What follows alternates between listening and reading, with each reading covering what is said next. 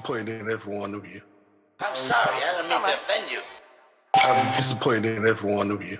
I kiss you on the mouth. No, I'm not cool with that. I'm sorry. One more time. I'm disappointed in every one of you. I mean, I'm dealing with degenerate animals. I'm disappointed in every one of you.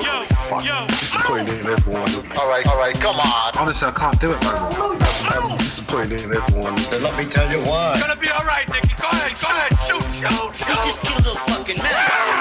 What are you going to do about it? You're happy because you got nothing. You don't got a thing. You're happy because you got nothing. Lobito! Got nothing. I want to get out of this rat hole. I want to get online. I need BDA Boxing.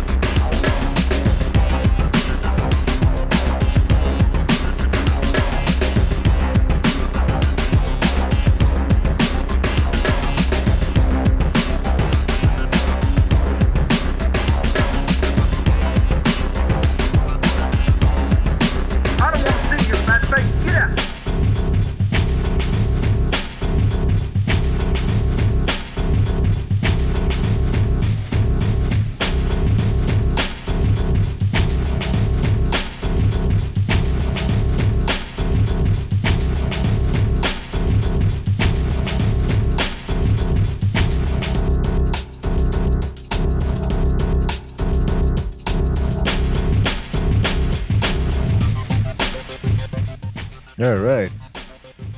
Welcome, everybody, to the Beatboxing Podcast, broadcasting to you live from the true north. This is your friend, Mr. BDA, and alongside with me, as always, my co-host, the one, the only King Pucho. King, are you there? Yes, sir. Fantastic. Now, listen, guys, we got a great show for everybody tonight, or this evening, rather. Hope everybody's doing well. Thank you for joining us. But before we get down to the fun, let's get the business out of the way, guys. If you want to keep the gravy train rolling, you can continue to do so by hitting that thumbs up button, the like button, subscribing, spreading the BDA gospel to all of those who are uninitiated. Damn, am I always going to screw that up? Anyway, the uninitiated. And also, if you have a couple of coins lying around, some spare change, you can certainly shekel that our way via the PayPal page, the Patreon page, or during the live broadcast via the Super Chat feature that you can find there. I see somebody already donated. Aha, speaking of donations. Durden Boxing, my man. Looking forward to the laughs and nostalgia. Well, thank you, Durden Boxing, for your contribution. We'll try to provide as many laughs and nostalgia as possible. That's Michael Stott. Oh, that's Michael Stott. What the? Okay, Yeah. He changed his name. I thought he was going to change it. He told me he was going to change it to Garcia Boxing, but man, I suppose I know. you got to go with what you got to go with. Wait, by the way, I see you got, you can already tell we got Stu on the line. Stu, are you there? Yeah, what's happening, boys? Hey, good to have you on board, man. Yeah, Guys. good to be here, man. And I'm only winding Michael Stott.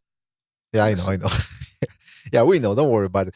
But don't forget, I mean, first of all, tonight's episode is going to be about, because we talked about Fighter of the Decade in the last episode, and this time we're going to get down to the nitty-gritty. We're going to review the entire decade, that is 2010 to 2019. We're going to compare a little bit to the previous one, and we're going to speculate about what's next. So we're going down memory road. We're going to grade this last decade.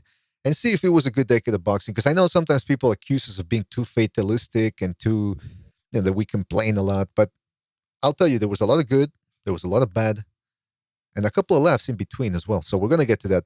Before we do, let me just give a shout out to everybody in the chat room. We got Pink Panther, Stephen Lawlor, GB Boxing, Boxing Archives and Facts, Subash Kunwar, Mark 76, Tommy Boxeo, Rick Rocca, One Hitter.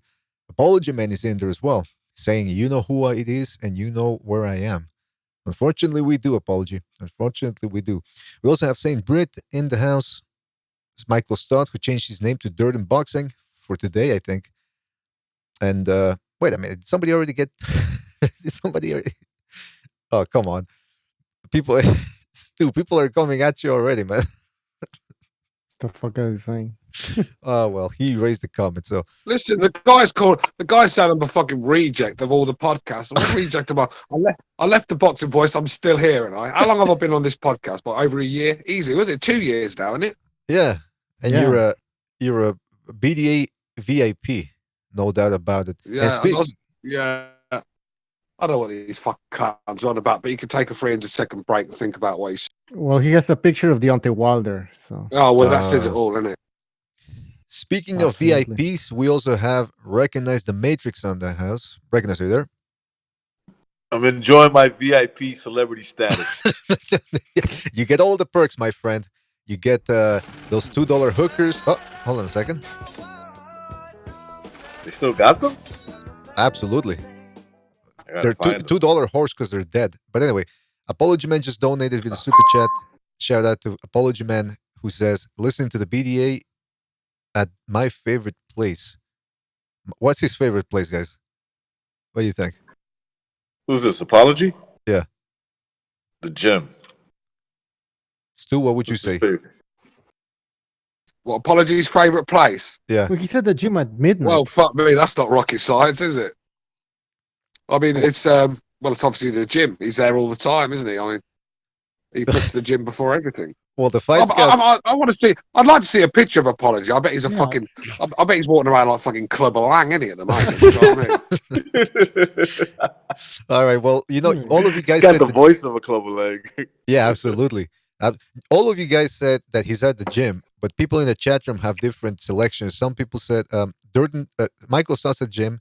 Fight Scout said Asian massage parlor. Rick Ruckus said glory hole. Glory. The Fight Scout says glory hole at the gym. All right, so that's two. That's the double whammy right there. So people are going after. You're not gonna go after Apology Man like that. Not on my watch. All right.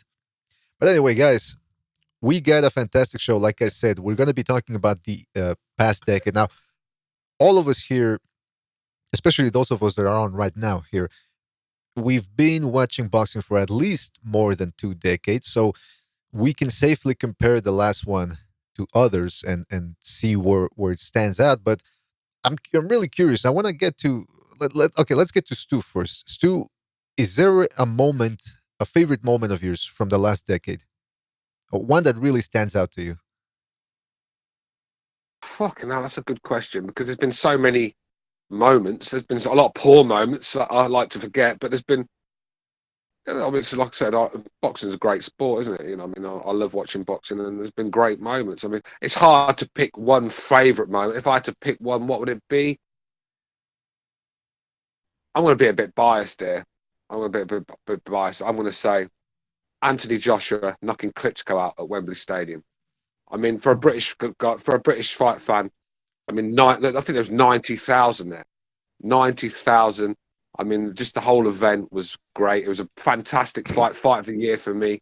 So, like I said, there's been so many.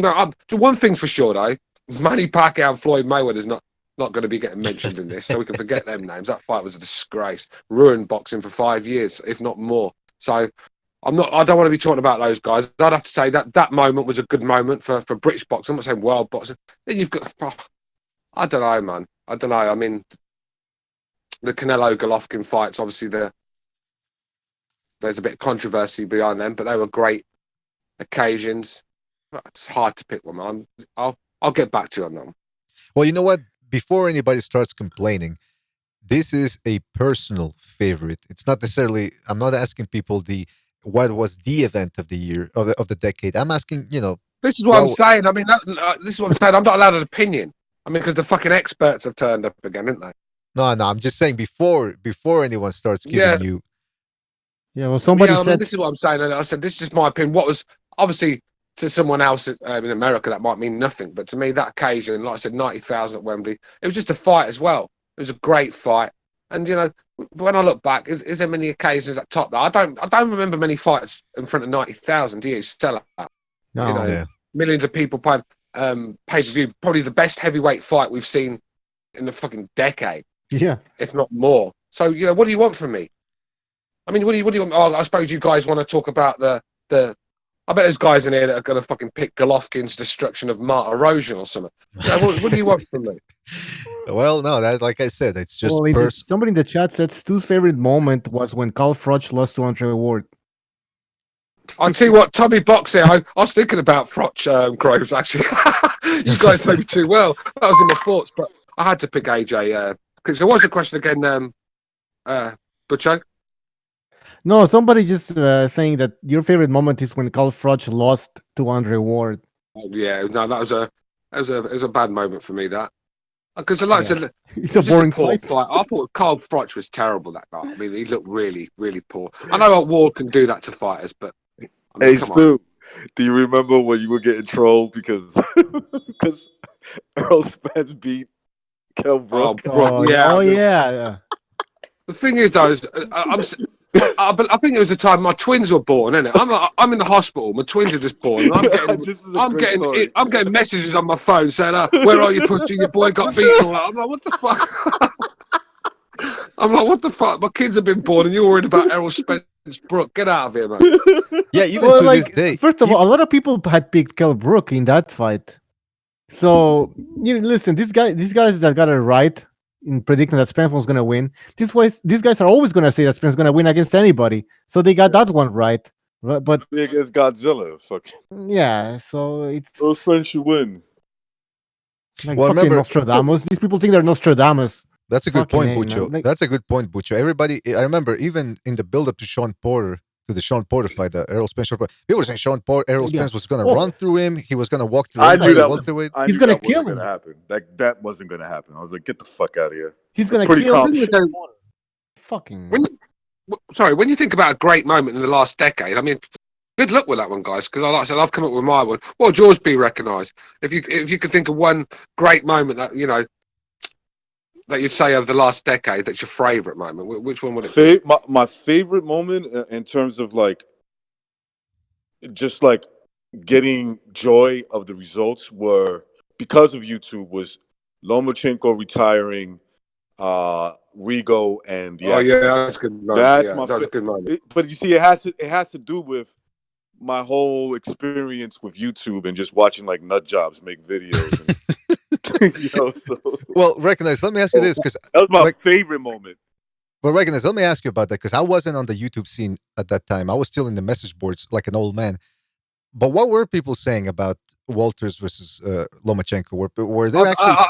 I think we need to get clear into the chat's head. We're not talking about the favourite fight of the decade here. Before some of you, like I said, we're going to get a lot of stick here for having an opinion because these clowns are getting a bit overpowering with their opinion, and they get a bit upset when they don't hear what they want to hear. The fact is, it's my opinion. I'm not saying it was the best fight, but it was the best occasion. If it's not the best occasion, you show me another fight in front of 90,000.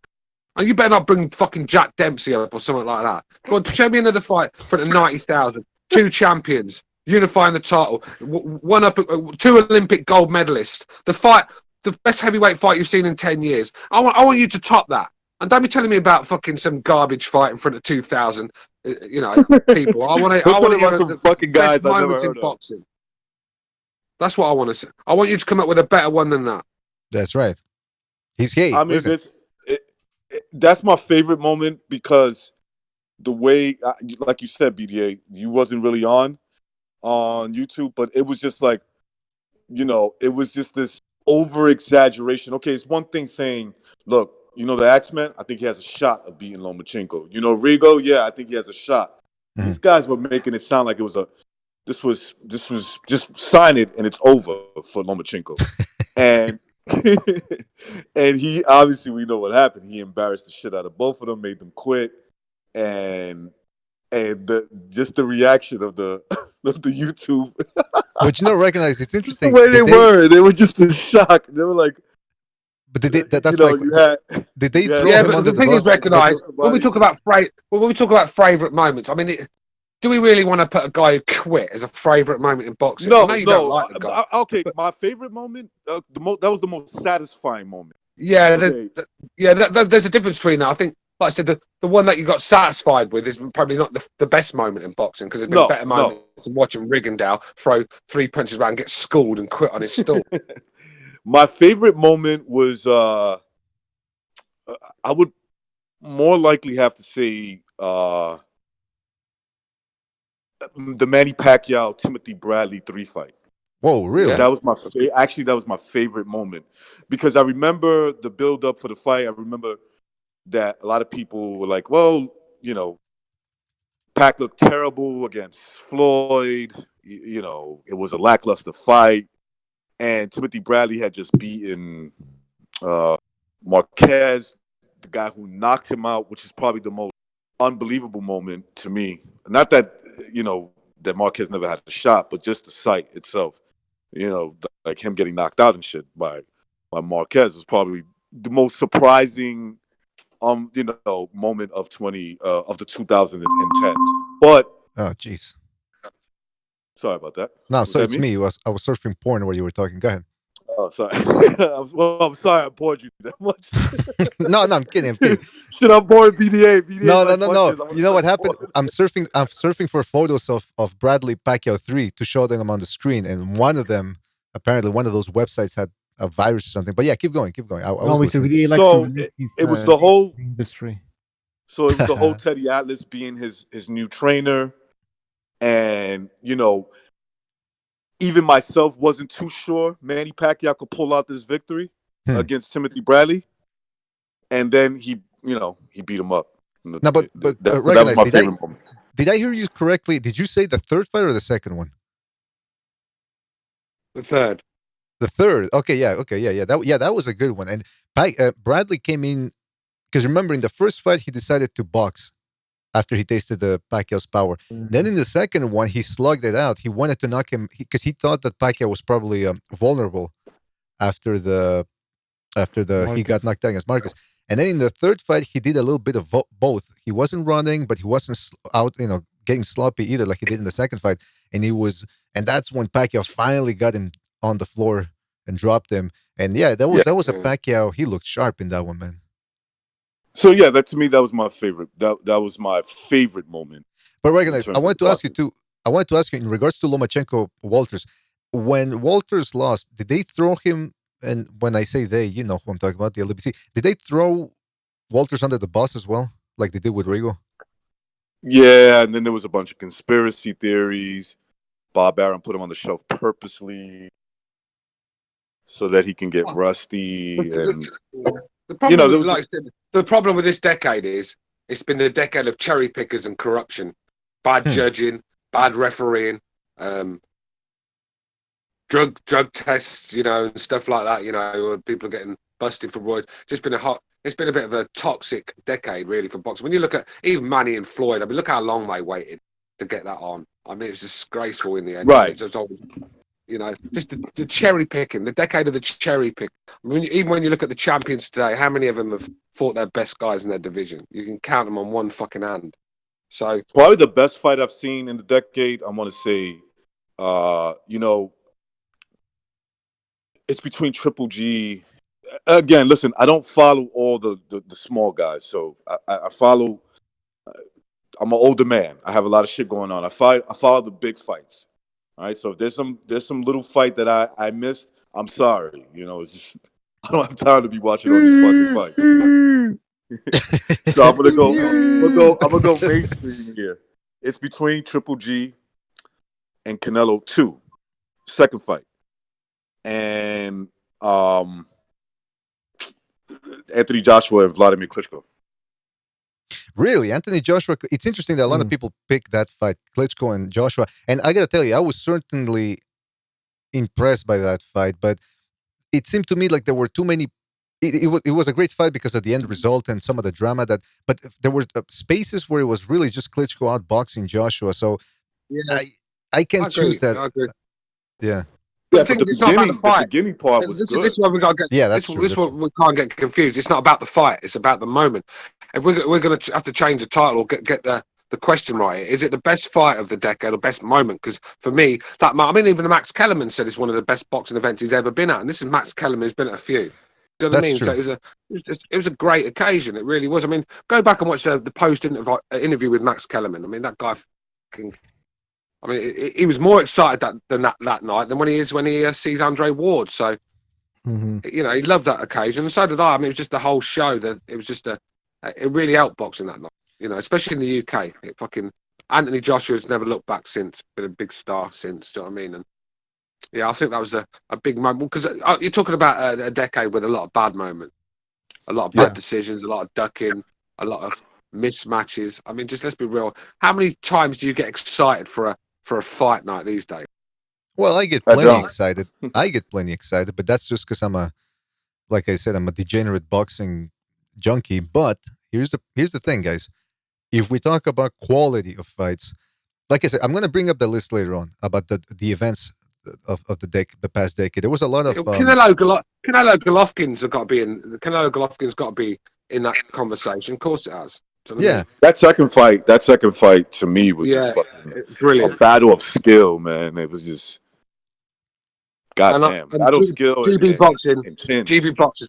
I do not love Joshua. He's not my number one fighter. Go and look at my pound for pound list when we included the heavyweights. He wasn't even on it. And look at the stick I gave him when I came on after the Ruiz 1 fight. I thought he was dreadful and he deserved everything I said about him. So that's right. I'm no fanboy of Joshua. I've got eyes. They work. I saw a great occasion. Like I said, you won't see an occasion like that in America. You won't see one like that. 90,000 people, 2 Olympic gold medalists, 2 world champions, 1 living legend, 1 unbeaten knockout ice. I mean, just had everything. And we haven't seen it since in the heavyweight. Fury and Wilder wasn't even close to that. Wasn't even close.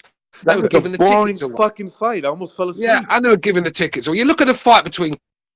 You had knockdowns. You had Joshua dominating, then Klitschko coming back and dominating. Then Joshua getting a second wind and getting the stoppage, and just had everything. I mean, you guys. I mean, I like you guys to find a better occasion than that, a better moment in boxing. You know what it is? Here's the problem. A lot of people in the chat. We have a mixed crowd.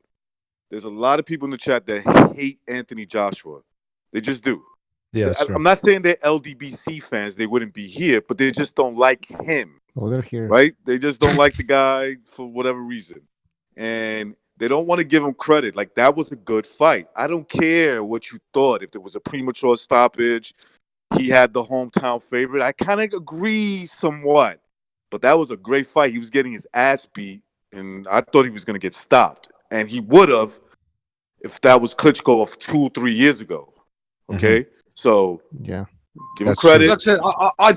I mean, even when you, I said you've got to put everything into it. I mean, even with there was no bad decisions that night. Them guys, there was a KO, so there was no fanboys ringing in. Oh, it was a robbery. There was no conspiracy theories. It was settled on the night. Everything was perfect. I mean, like I said, unless you was a Klitschko fan, of course. But let's be real. Even that night, Klitschko was. I know his tank emptied. But he's still, that's one of the best performances I've seen from Klitschko. Yeah, well, bottom line, it was. That was weird. Bottom line. The last decade, England and the UK really established itself as a place where boxing fights are more than just fights; they're an actual event, and many people have said that it's one of the best. That's a good That's point. what the show should be about. That's and it's interesting. But it's interesting because Hatton really kickstarted that back in the 2000s. When he was fighting Costa Zoo and what was the other guy, the Colombian guy, who's one of my favorite fighters, who beat Vince Phillips. What was his name? I mean, not Vince Phillips. Anyway, that guy. So yeah, he used to bring the crowds, man. Now, the other thing is this. I want to talk about the quality of the actual fights. Now, I don't have the actual list I only have the list of the fights of the year according to Ring Magazine. I don't have the runner-ups for each year. But let's just look at the fights of the year, the official fights of the year for the last decade. Giovanni Segura. And by the way, hold on. Let me put it so you guys can see it here on the Discord. Hold on. Give me 2 seconds. 1, 2. Fuck, too late. All right, 5 seconds. Hold on. Here we go. All right. So according to Ring Magazine, the fight of 2010 was Giovanni Segura versus Ivan Calderon 1. If you don't remember that fight, Calderon was really a very elusive. I was going to say the S word. He was a very elusive boxer, undefeated. People could barely land a shot against him. Meanwhile, Giovanni Segura was a head, come forward, huge puncher, a little bit like Luis Neri, kind of similar to that at the time. And it was a classic boxer versus puncher fight, a little bit similar to Margarito Cotto. And that was voted as the fight of the year. And it was sensational. Then 2011, one of my favorite fights, Victor Ortiz versus Andre Berto. Now that fight, guys, you remember that one, right? Both guys didn't Yeah, go I up. remember watching it live. Yeah. Obviously, both of those guys, neither of those guys became pound for pounders after this. But man, in terms of fights, like everything you mentioned, Stu, exchanging knockdowns, back and forth drama, punching power, hand speed, two guys in their primes. I mean, that was just a sensational fight. I don't care necessarily Yeah. about the quality of the That's fighters. probably the last time Victor Ortiz showed any balls for me. Yeah, absolutely. Yeah. Man, yeah, especially I think it was the 6th round where Berto dropped Ortiz, and then Ortiz was getting beat up, and then at the end, near the end of the round, boom, he catches Berto and drops him. I mean, it was just that had to be one of my favorite years of the decade. Yeah, that's where it stands. Then you have Marquez versus Pacquiao 4. Now that to me trumps, in my opinion. Again, this is my personal opinion. I would pick that one as the fight of the decade because of the class of the fighters, the history that they had. It was make or break, and man, both guys brought it. And I remember Butcher, you told me before the fight, you said, "I think one of these guys are getting knocked out." And I was thinking, come on. And I remember I told you, I said, neither guy has ever been knocked out cold or anything. I mean, Pacquiao maybe when he was what, 21? I don't know. I never watched the full fight in that one. Do you know why? Because that fight was on. I think it was pay-per-view or something. And I said I was going around a girl's house that night, and she said, "Oh, you can watch it on a stream or something." So I went there. This fucking stream was dreadful, man. Just set freezing. And that's why I just can't watch boxing on the stream. They're a bit better now, but back then they were terrible. And it kept freezing. I just give up at the end. But then I heard Marquez not Pacquiao. And you know my feelings about Marquez. Not a big fan of Marquez. Obviously, come on. Manny Pacquiao fan. I was a bigger fan back then than I am now. But I just it took me a while to go and watch that one, and then when I did watch it, it was just the highlights. I couldn't watch the whole thing. Do you know what I mean? I just didn't like when I saw him on the scales. I thought it was fucking Vitor Belfort. Do you know what I mean? It's disgraceful, man. We're gonna talk about that again. Let's not forget Pacquiao was on the juice too, man. I mean, it was. Listen, but that's what. Listen, Pacquiao was on the roids. I've said that all along. So you're not going to be a hypocrite, but just something about Marquez I've just never liked. And that when he didn't with Pacquiao, right? I mean, I don't think Pacquiao's on the roids against Marquez because I think that was the time when he was getting off the steroids to fight Floyd because Floyd had him doing these fucking stupid tests, didn't he? So he wasn't on the roids at the time when he fought Marquez, but Marquez had took everything. I mean, I tell you what, I reckon Marquez goes to the same guy as Jared Baby Miller, mate. They use the same guy because he was. And you got to remember, this was a 40-year-old Marquez in the best shape of his life. He had veins coming out of veins. He had pimples. He had boils. The guy just had steroid use written all over him. And as soon as Marquez he wins that one, then fights Timothy Bradley. Timothy Bradley brings in drug testing. Marquez comes in shadow of the man, half the size, and gets his ass whooped. Tells you everything you need to know. I didn't see too much of a difference in the body shape for the. Go back and watch Bradley. Again, he's nowhere near as big. All right, the muscles are not there. Here's my other. Also, yeah, go ahead. Yeah, whatever. No, the Bradley also didn't come to fight. I mean, he was just outboxing Marcus. Marcus just was slow, flat-footed, and yeah, that's why I think Bradley won. That's also the reason why I think he just. It was an awful style. Marcus. It was an awful style for Marcus. It was like Freddie Norwood.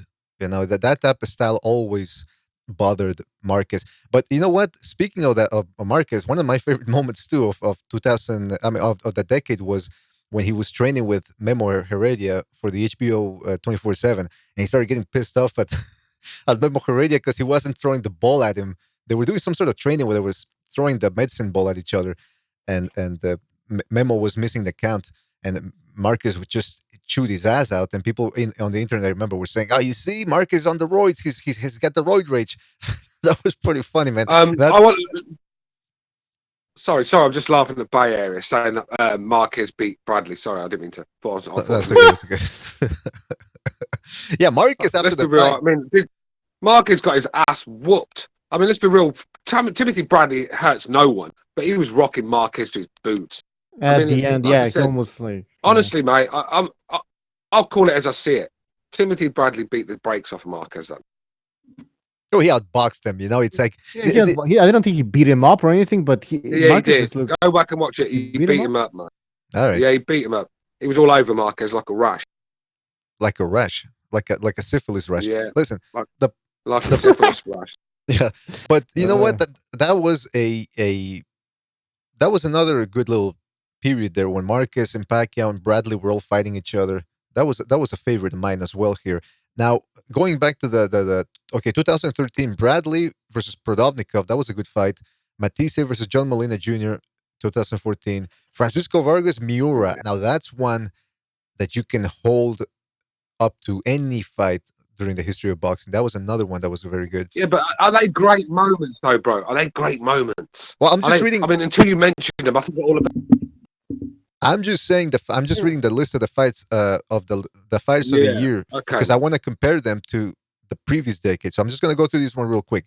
Vargas again versus Salido. That was another good fight. Joshua Klitschko, we spoke about that. Alvarez Golovkin too. We spoke about that as well. And then apparently 2009 Inoue versus Donaire. They chose that as the official. I don't know.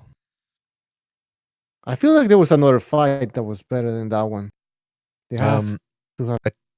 I think Julian Williams versus Hurd was my personal favorite, but I understand why they went with Inoue Donaire because I think it was actually a bit more competitive than Julian Williams versus Hurd because Julian Williams at the end of the night was always in control more or less. But I guess you could say the same thing about Inoue Donaire, no?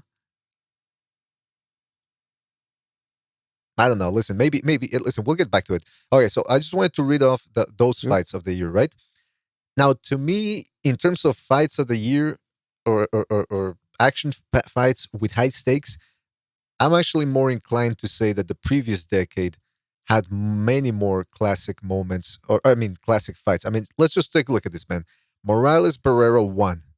I mean, that is considered one of the greatest fights of all time, not just a decade, of all time.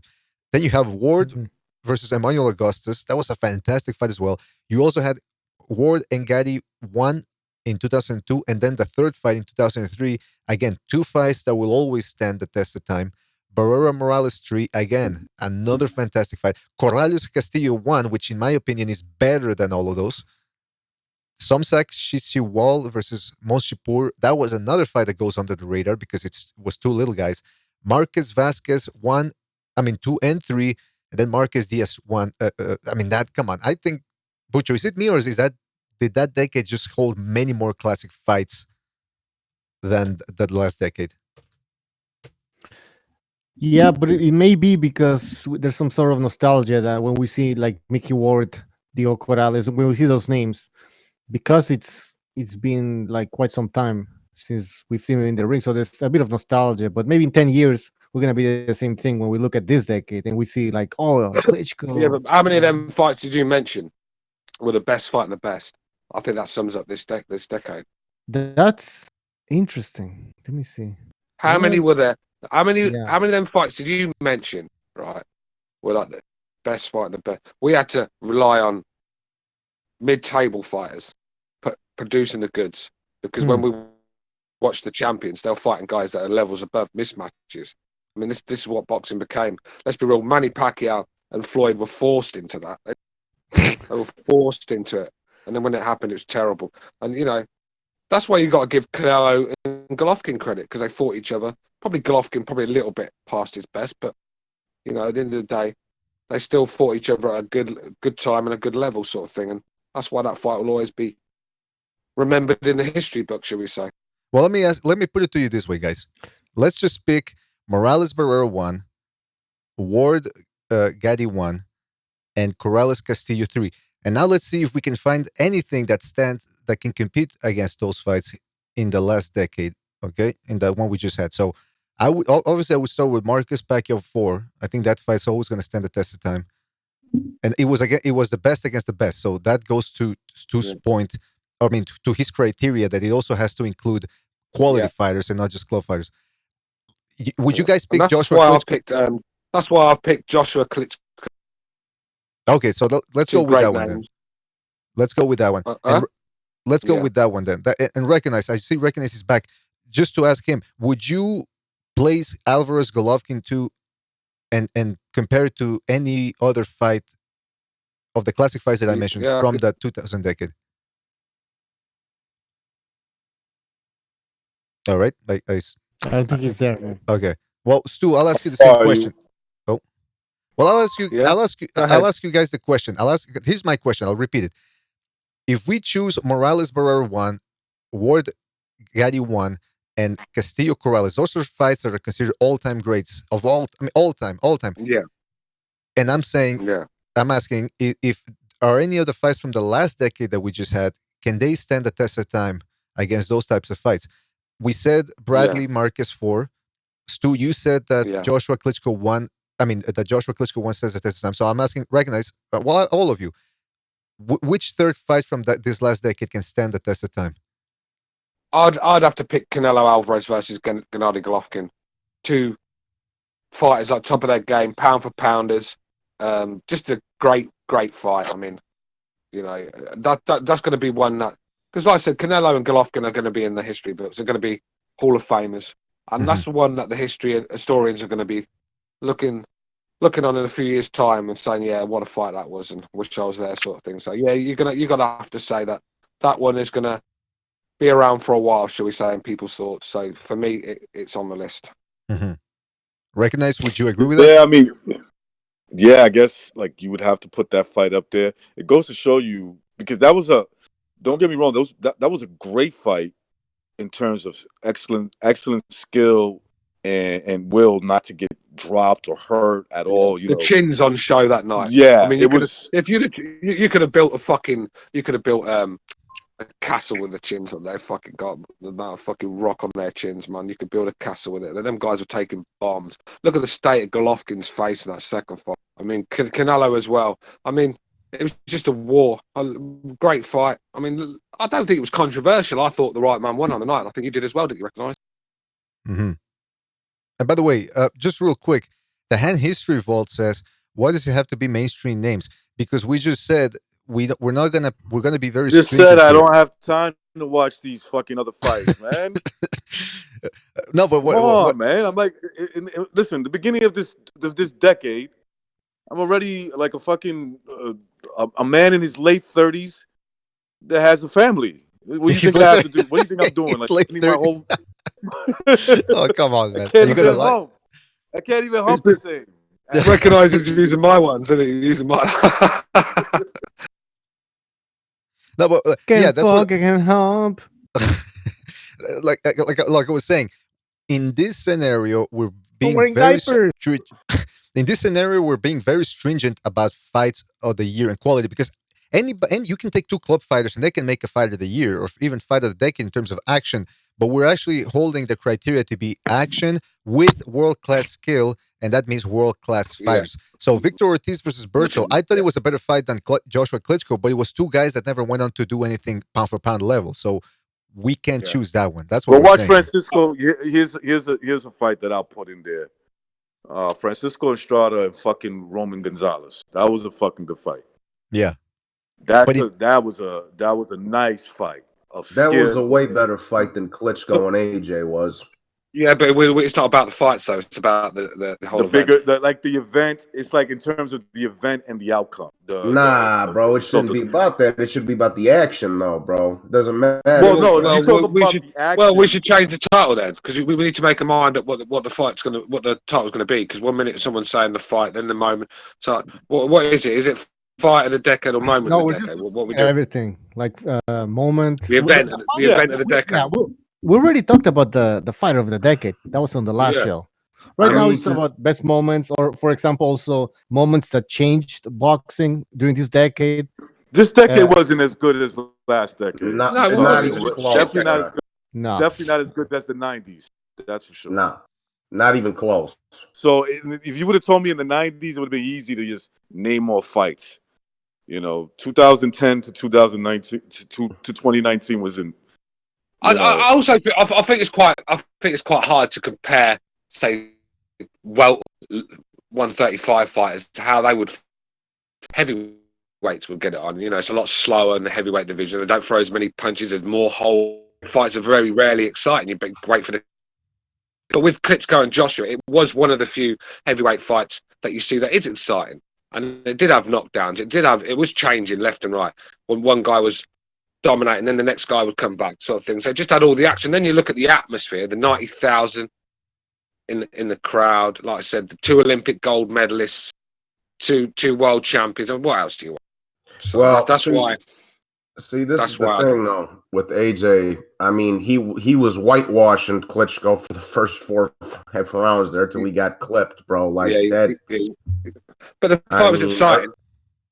Yeah. Didn't you get excited by that? No, I was. I'm saying, but like the tide turned halfway through the fight, and then it turned into a war. Same thing with fucking Canelo Golovkin too, bro. Yeah. Like it was good the first 6 rounds. It really turned into a fucking rock'em sock'em in the second half of the fight, though, bro. If you're going from round 1 to round 12, I'd say Bradley Provodnikov smokes both of them fights. Yeah, that's probably the greatest. That's got to be up there in terms of the fight and pure action. Just pure action. But the thing is that was, like I said, because we're talking about quality as well. That was like that because Ruslan Provodnikov can't box for toffee. He blocks punches with his face. So and Timothy Bradley decided to go for a war with him that night. When let's be real, when Bradley was behind the jab, boxing, he was fucking schooling Provodnikov. For some reason, he decided to get in a war with Provodnikov, and it played into his hands, and that's why that fight was so exciting. But that fight could have been very dull on the night if Bradley had. Timothy Bradley was a fucking gangster. That's why. But that's if, ands, and buts. The bottom line is it was a fucking war, bro. Yeah, but like I said, don't compare that occasion to Klitschko and Joshua, please don't. Why not? Because then you should be talking about event of the decade. No, not okay. fight of the decade. Let me interject here. Let me Well, repeat. we're not talking about fight.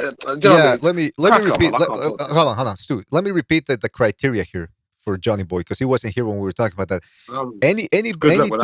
Any two club fighters can make an exciting fight. That's why I said Berto versus Ortiz was a better fight in terms of consistent action than Klitschko versus Joshua. But what we're talking about is we're mixing the two. It has to be great action with high stakes and high skill at the same time, and that's what Klitschko Joshua brought. Francisco Vargas versus Salido. I'm not saying those guys aren't skilled, but the stakes weren't as high. It was just really 2 of the most aggressive guys fighting each other.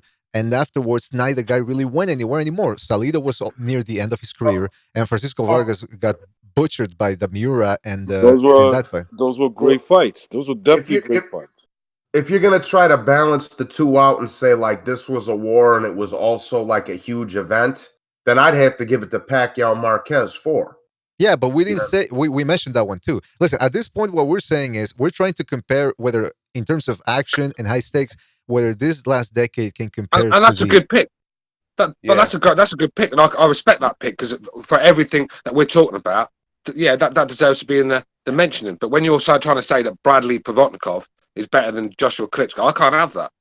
I don't care who the person is saying it. I just can't have that. I'm sorry. It was just better action, in my opinion. Yeah, of course it was. I agree with you. But you're always going to get better action when you got 140. What was it? 140 or 147 at the time? 147. Yeah, 140. You're always going to get welterweights putting on better action, classier work than heavyweights, should we say? And let's be real, Klitschko's not exciting at the best of times. So for him to even be in this conversation proves that it must have been a good fight. All right, let me ask Johnny Boy before we move on. Johnny Boy, what was your most, and let me clarify the question so nobody gets upset. What was your most memorable / favorite moment of the last decade? Oh, my most favorite moment. Can I say a couple? Just one for the moment. We'll get to more. Come on, it'll be quick. Just one, man. Just make it one. It's fucking greedy Italians, man. All the time. They want more. Well, no. Hey, fuck you. No. But here, I'll think of top. He's I'll half give you Irish two. too. Don't forget that. No. I got German, not Irish. But Even worse. Even worse. Axis power. But one, Canelo sleeping Amir Khan because Amir Khan's a little bitch. Two, Maidana beating the fuck out of Broner. There you go. Top two. Didn't I say one? Yeah, I said one. You see, those are satisfying moments. I know what he means. He means satisfying. Like he can't stand them for whatever reason. I already gave you. But that was a great. That was a great moment. No, that was a great moment. I mean, the fight was good. The occasion was good. Let's be real. Watching all the Mexicans cheering on Madonna was quite funny at the time. Broner thought he'd come in there as the home fighter. You had this guy from Argentina, and everyone in the crowd wanted to see him get knocked out against him. So and obviously the result as well. Watching Broner do that fucking Sammy Davis Jr. dance. I mean, that was a classic in itself. And let's be real. He got hurt badly, Broner, in that fight. But Broner, for some reason, in the 12th round, decided to let his hands go, and he was actually dominating that round, really hurting Madonna. This is Broner to a T, though. But yeah, very satisfying moment. Don't forget, Stu. Don't forget. That's because he hit. He actually hit Maidana after the bell, I believe, in the 11th. That's what I was just gonna say. He cold blocked him about 8 seconds after the bell rang. The 11th round, yeah. About the 11th, yep. You're right about that. Remember the Broner. I don't know why he got fans, but anyway, the Broner fans, they were like, "Oh, Robert Garcia put a pill in his mouth." Oh yeah. It looked like he put something in his mouth, but it's like that's not gonna save you, bro. What's gonna save you is your instinct, man. That's what's gonna save you. So and Broner's nobody. Not to get into a whole thing, but just when you thought that motherfucker couldn't get any lower, now he's trying to spit game at a fucking high school student over here. This little bum ass pedophile, racist woman beating fucking. Wait, what happened? What happened? He's trying to holler at that little bitch that was on Dr. Phil. No kidding. Phil. You must be talking about Broner, right? Yeah, bro. Didn't he just get in trouble for something? Is she a young girl or something? Then is she a young girl? Yes. Yo, check this out. Check this out, bro. A couple weeks, like 2-3 weeks ago, he just paid $830,000 to get a sexual assault case dropped. That's the one I'm talking about. Now he's in trouble for fucking talking to this little that little broad that was like, "Oh, catch me outside" or whatever on Dr. Oh, Jesus Christ. She's 15. That's a great age. Broner's the fucking R. Kelly of boxing, isn't he? Dude, that's what I call him. I said, you just R. Kelly with gloves on, bro. Yeah, he fucking is R. Kelly with gloves, man. Yeah.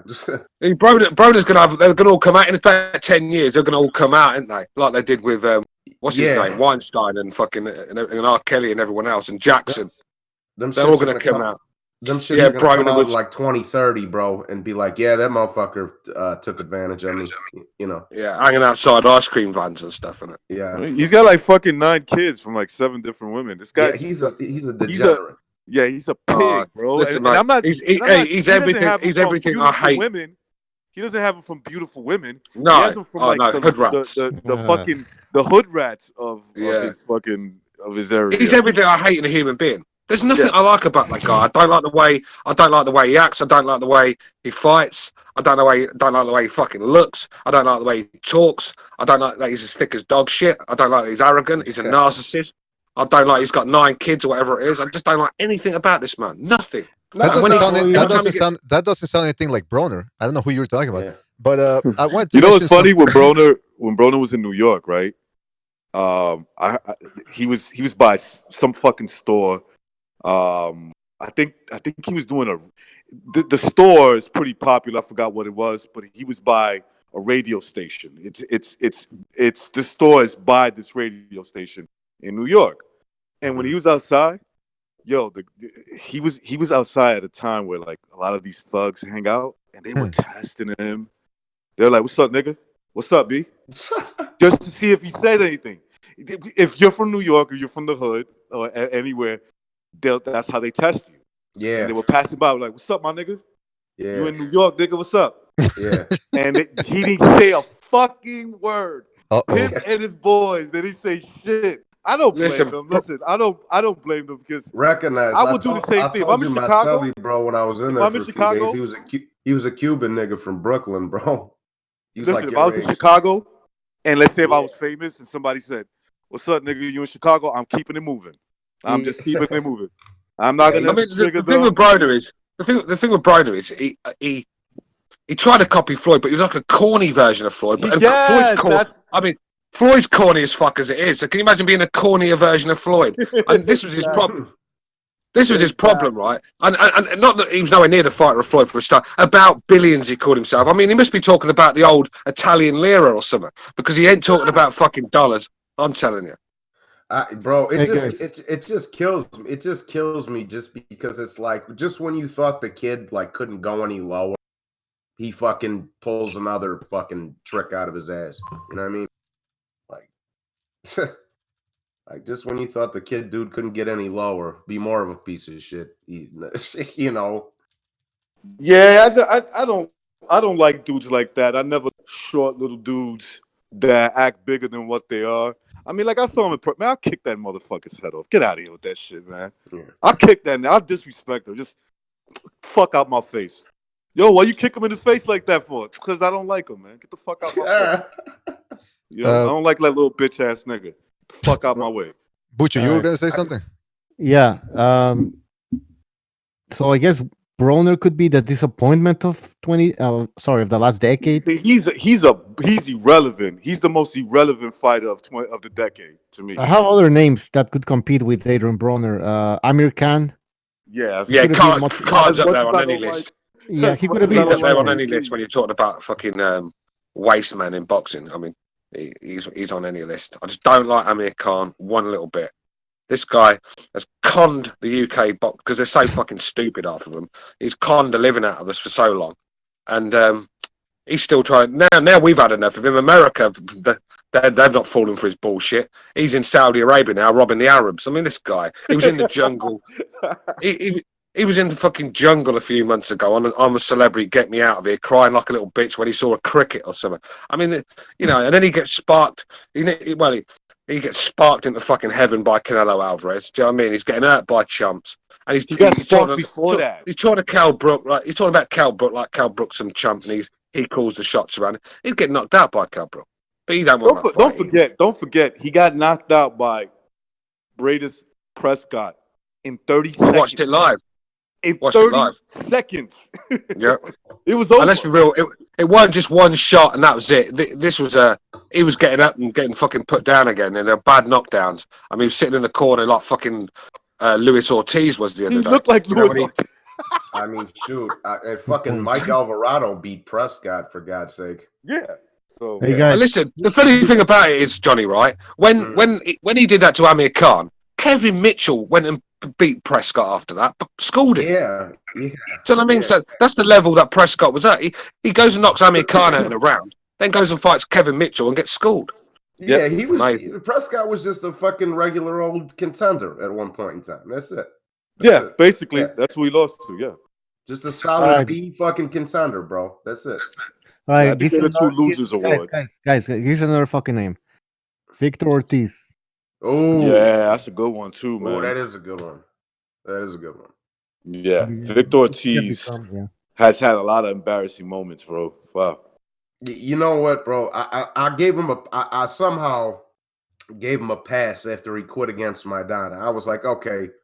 Maybe, I was like, okay, maybe he's got some shit going on. And he was just like, fuck this. It was a one-off. You know what I mean?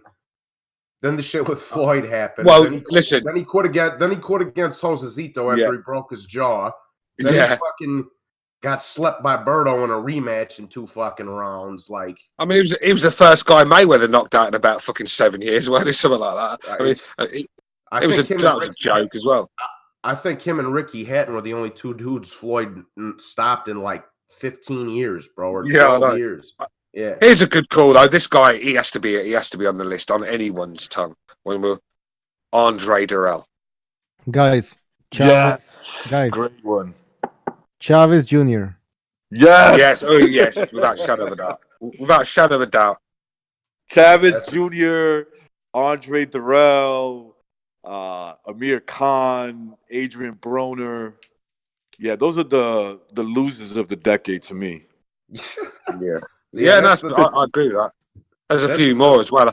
Give me a bit more time. I can name quite a few more as well. I mean, let's be real. The decade's been horrible. It's been a decade of. Well, boxing fans have been the losers in this decade. Look at all the mismatches and the corruption and fucking disgusting year of boxing. It seemed like it was still solid for a couple of years. Like when HBO was still like Pacquiao and Bradley and Marquez and Cotto and these dudes were still around. And Provodnikov was in there. Matisse was in his prime. Like the first couple of years weren't too bad this decade, but then it just fucking HBO dipped out and everything just did a complete fucking 180. But again, that's Johnny, Pacquiao Floyd killed it, mate. Pacquiao Floyd killed the decade. Well, I'm saying I think it was more than that, but that was a big part of it, bro. I mean, it was a turning point there where it just went to shit, bro. And HBO dipping out didn't help either, bro. Like Johnny boy. Yeah. So my nephew's listening to the show, right? So he heard you talk about Adrian Broner. So he sends me a text message of the girl saying, "Meet me outside." Oh, meet me outside. It's her. That girl's young. That broad's like a high school sophomore. Yeah. So he said that dude Johnny boy is talking about this girl. So he sent me the text. You saw a picture of her? Yeah, she's a little. First of all, she's not that cute. Look, first of all, I don't look at her that way, but she's not that cute anyway. She's already got a gut. She's like 16. She's already got a gut. Imagine her in 4 years, man. It's gonna be. The thing with Brian, he's just a piece of shit. He's just spreading his seed wherever it'll fucking land, innit? Do you know what I mean? No, but you see, this is look. I've met guys like that. Plenty of guys. They think that makes them cool. Like, no, you look like a bum, bro. Yeah, you do, man. Old dirty bastard had 13 kids. Old dirty bastard. I want you to hear the name. He had 13 kids. Nothing to be proud of. His life. Hey, did you guys? There was. I think that's what skinned Riddick Bowe in the end. Well, Riddick Bowe was going around acting like that. Had about 10, 11 kids, and when he stopped fighting, Riddick Bowe had it from the same woman. Didn't Evander Holyfield have? Yeah, Holyfield was another one. In fairness to Riddick Bowe had it with his wife. Well, at least, yeah. Like, well, you sure he had what? He had 13 kids with the same wife. No, Riddick Bowe didn't have 13 kids. How many did he have then? I know he had quite a lot. I think he had 6 or 7 with her. Yeah, I thought it was more than that. I thought it was more than that. Vander Holyfield had a lot of kids. Holyfield, that's who I was thinking about. Holyfield, because they reckon that most of his money went to fucking child benefits. Wait, Hawker Mustang says in the chat that Evander Holyfield had kids. How many? 22 kids. Yeah, it was Holyfield. Yeah. Oh, it's true. Wait, Hawker, is he trolling, playing around? Oh, SSB28 also said the same thing. No, he ain't got that many kids. The thing with Holyfield, though, he claims to be. Check it out. Holyfield claims to be this spiritual guy, innit, that loves the Lord. Just fucking spreading his seed everywhere he goes. Fucking Evander Holyfield is one of these fucking Arabs from Saudi Arabia. They got like fucking 5 wives with 22 kids. Yeah. But you know what? Yeah, it's one of them king size beds has them all in there at the same time. Let me say this real quick. Like, bro, look, I can get 2 or 3. Like you like Stu and reckon, like y'all got I don't mean to use baby mama, but y'all got a couple of babies. Yeah, we do. Yeah, I mean that's reasonable. It don't always work out like that. But when you got 9 of them bitches, bro, like you just a degenerate motherfucker, bro. Yeah. No, all right, guys. Here's a fact. Evander Holyfield has 11 children. 11 children with 6 different women. Yeah, that's Evander Holyfield. Like that's over the top. I mean, to be fair to me, I've got 4 with 3 different women. That's kind of what I meant. But I've got twins. Yeah. I've got twins from one of the girls. So that should not narrow it down. And 2 of them girls I was with in relationships. These are not just girls I picked up off the street. Yes. Here's the thing. I had kids with women that were my girlfriends, not some fucking random bitch that I fucked one night. Wait a minute. I said, fuck that. I'm leaving this town. You know, that kind of thing. But listen, it happens. But this dude is proud of this shit. Yo, you know that girl over there in Youngstown. I got her pregnant. I'm like, who? The bitch that everybody fucked? Yeah. You talking about her? Guys, I always have to step up for my boxers, even if they're bad boxers. Even if I dislike them, I have to step up. So here's something that's gonna make them look a little better. There's this woman in Uganda. She had 44 children. Think How's about that that. possible? 44. Them boys probably gonna go ask Richard Comey for some money. Wait. Straight up. She had 44 kids? How? But She didn't die. Didn't they teach you how they do that in school? Recognize the bees? Didn't they give you the look, talk of the birds and the bees there? Was she pregnant for twins every time? Well, let's just go to the article real quick. It says a 40-year-old Ugandan woman is being hailed as the East African country's most. Am I still there, you guys? Hello? Oops, I cut. All right, hold on a second. Let me just get back to. We're having technical difficulties here, people. All right, hold on a second. That's all I'm saying. That she must have like had twins every time Look, out. there's certain Like girls out 12, there 30, recognize. 34. There's certain girls out there, right? You probably got some in your hometown where you fuck them and they're gonna get pregnant straight away. You think about fucking them and they're pregnant. No, Stu. Yeah. You think about fucking them and they're pregnant. That's just what I'm saying. Like, there's certain girls like that. We've all got them. There's a couple around my area where you just know if you fuck that, you're going to be paying child maintenance for the next 18 to 20 years. So she's just one of them girls. So if you're around one of them girls, then surely you just think, nah, man, not for me. You start using your brain because, like I said, when you just keep breeding these kids out, before you know it, mate, they're going to come for you eventually. If you got lucky and won the lottery or something, mate, they're coming to take that fucker off you, mate. You own the kid that you can breed. Hey, can you imagine? Get away with it still. Bro, can you imagine what her? fucking... Can you imagine what her fucking snatch must look like? Must look like the Grand Canyon or something. Here's what the hood rats will do to you, bro. You could take them home. Just say you was fucked up and you took one of them broads home. If you just stuck it in her and kicked her out of the house because her clam smelled like shit, she's gonna say she got pregnant, bro. That's what they'd be doing. Yep. They actually are not pregnant sometimes, and they'll just tell you that I'm pregnant. Yeah, right. I've had a girl. Listen, Johnny. I've had these bitches do this to me. Girl said I'm pregnant, and like, what the fuck does that mean to me? Like, I'm pregnant from your baby. I'm like, no, you're not. Trust me, you are not pregnant. I even lie. Like, I can't have kids. So you get lost. I mean, fucking makes me laugh. This fucking girl, she tried to claim that I was the dad of one of her kids, but I heard it's some Italian guy. But then when I saw the fucking kid, it looked like it look like fucking Del Piero, man. So you knew it was Italian. That ain't me, not my son. Looks like I Del do this Piero. girl. Stu, I do this girl right around the time my first son was born. Okay, now me and this guy that she used to date had a similar look. Okay. He's a black dude, light skin. He's a mulatto. Like, he had green eyes, more African, that Afro texture of hair. Where me, I got straight hair, and I have green eyes.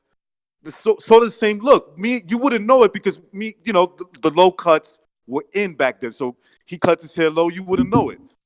She tries to tell people and fuck me over with my baby moms that her little boy is my son, right?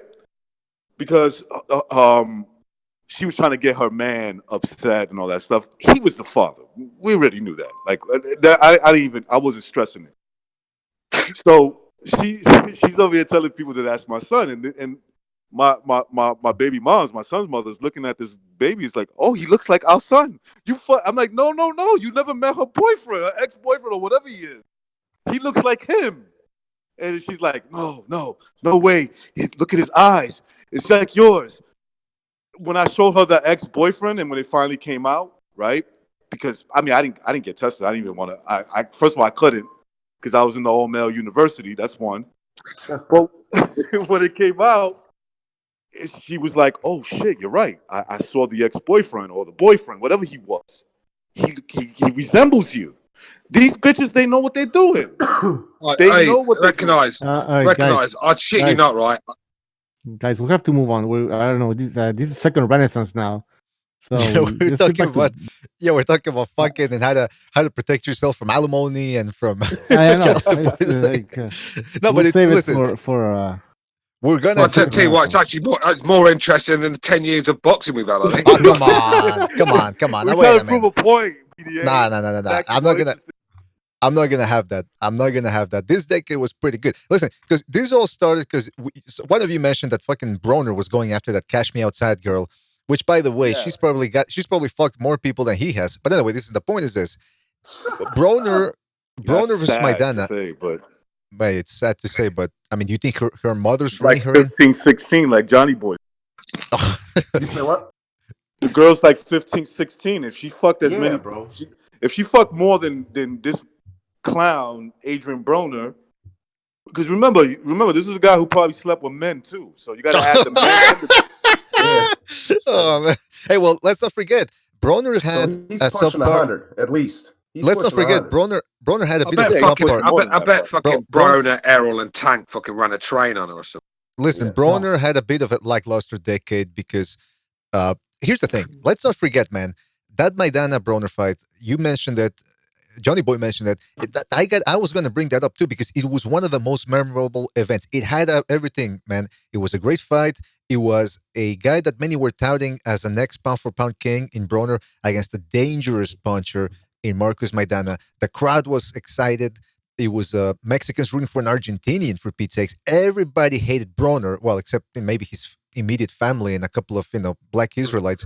But everybody was against. And then the action starts, right? And Broner, you think? Because here's the thing: Broner was being hyped up to the max. Ring Magazine, who was, Golden Boy was promoting him at the time, and they owned. And they still own Ring Magazine. They had him number 6 pound for pound. Pound for pound, yeah. Number 6 pound for 5. Yeah, but then they relegated him to 6 because people were complaining about it. So BDA, check this out, bro. Check this out. And I don't mean to bring these fools up, but those racist individual people. It kills me. It kills me because all this shit is still up there, bro. You go back then. You look at their videos from 2012, 2013, 2011. They was on Broner's dick, dog. Just like they was on Riggindau's dick a couple years ago. Soon as Maidana beat his ass, bro, they flipped the coin and see, man. I'm gonna tell you something, bro. Let's just say Lomachenko loses the Teofimo. I'm not saying he's gonna, but let's just it happens. It's boxing. Anything can happen. Right. I'm not just gonna not like Lomachenko because he lost. That's my boy. I'm riding with him. You know what I mean? Like that's some sucker shit, bro. Right. And if let's say Teofimo loses, but he loses with honor. Let's say he gets dominated somewhat. Like it's a competitive fight, but he clearly loses. Yeah. Why would you lose respect for him? Like exactly. I don't get that. Bro, at least the kid's 22. At least he had the balls to get in there with the fucking arguably the best fighter in the world, bro. Yeah, I mean, and he's confident that he's gonna beat him too. So and that deserves props right there. Why you got fucking Tank Davis, who's 25, ain't doing nothing. Charlo's 32, and they still ain't fought shit. This motherfucker's 22, just went in there and slept the champion in 2 rounds, bro. Right, he fought Comey and made him look like shit. Yeah, and now he's about to fight Lomachenko, who's like you said, arguably the best fighter. Teofimo's already done more than what all Tank them has. boys. Yeah.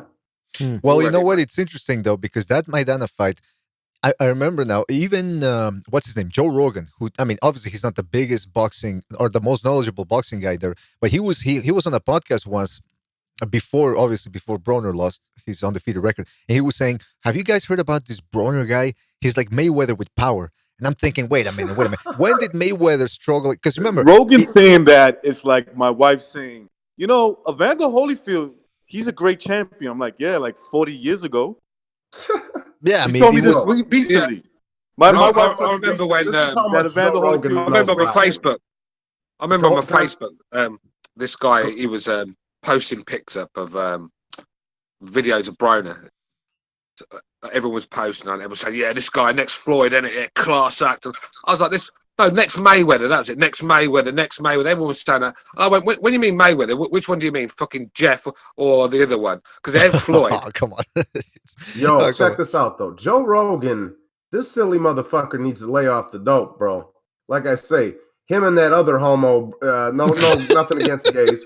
But him and that other homo, Brendan Schaub, they Right. smoke fucking 5 blunts together, and then they start touching each other's ass and shit like a couple of yo-yos. When? Okay, Yeah, when okay. that Now happened? check this out. This silly motherfucker, his little butt buddy Brendan Schaub. This motherfucker said Wilder Ortiz 1 was the best heavyweight fight of all time.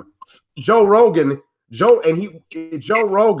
said Floyd's the best fighter of all time, bro. Like they don't know because shit they're about that. they're Johnny. They're They're casuals. the definition of casuals, mate. When Bro, Brendan Schaub talks about boxing, it makes my skin Yeah, crawl. but Do you know what I mean? still. And the guy knows absolutely zero about boxing. And the funny thing about it, as a UFC fight, every time I watch this guy fight, he got his fucking ass whooped. I actually stopped watching him because I stopped watching him because I thought I was the omen, the bad luck for him. I thought if I don't watch him, he might get a victory. But lo and behold, didn't watch him. Looked at the results, got his ass whooped again. You This remember, guy, did he ever win a fight? Stu, you remember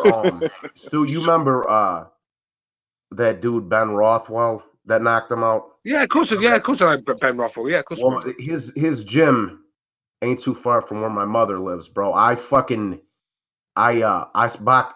fought some kid in the street that trained at his gym all the time, and he came to the high school, bro, and I was like 16. This motherfucker was like 20. He wasn't folding me up like no fucking pretzel. I was putting hands on him, dog. Yeah. Get the fuck out of here with that shit. The thing is, if you're strong enough to try and prevent a takedown, which is easy said than done, but if you can prevent that, keep it on the feet.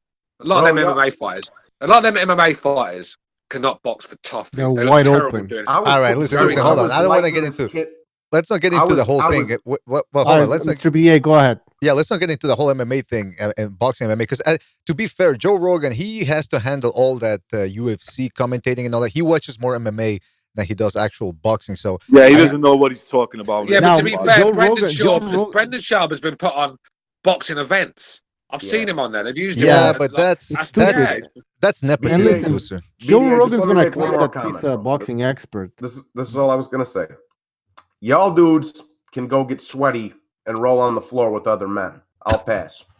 Okay? Hey, by the way, well, hold on, Johnny boy. Whenever they got That's caught some doing that, Broner shit right there. yeah, but Johnny boy, they got caught doing that during one of the podcasts. The cameras were accidentally on when they least expected it, and when they got caught, this is what Joe Rogan said. What the fuck you doing? Nothing.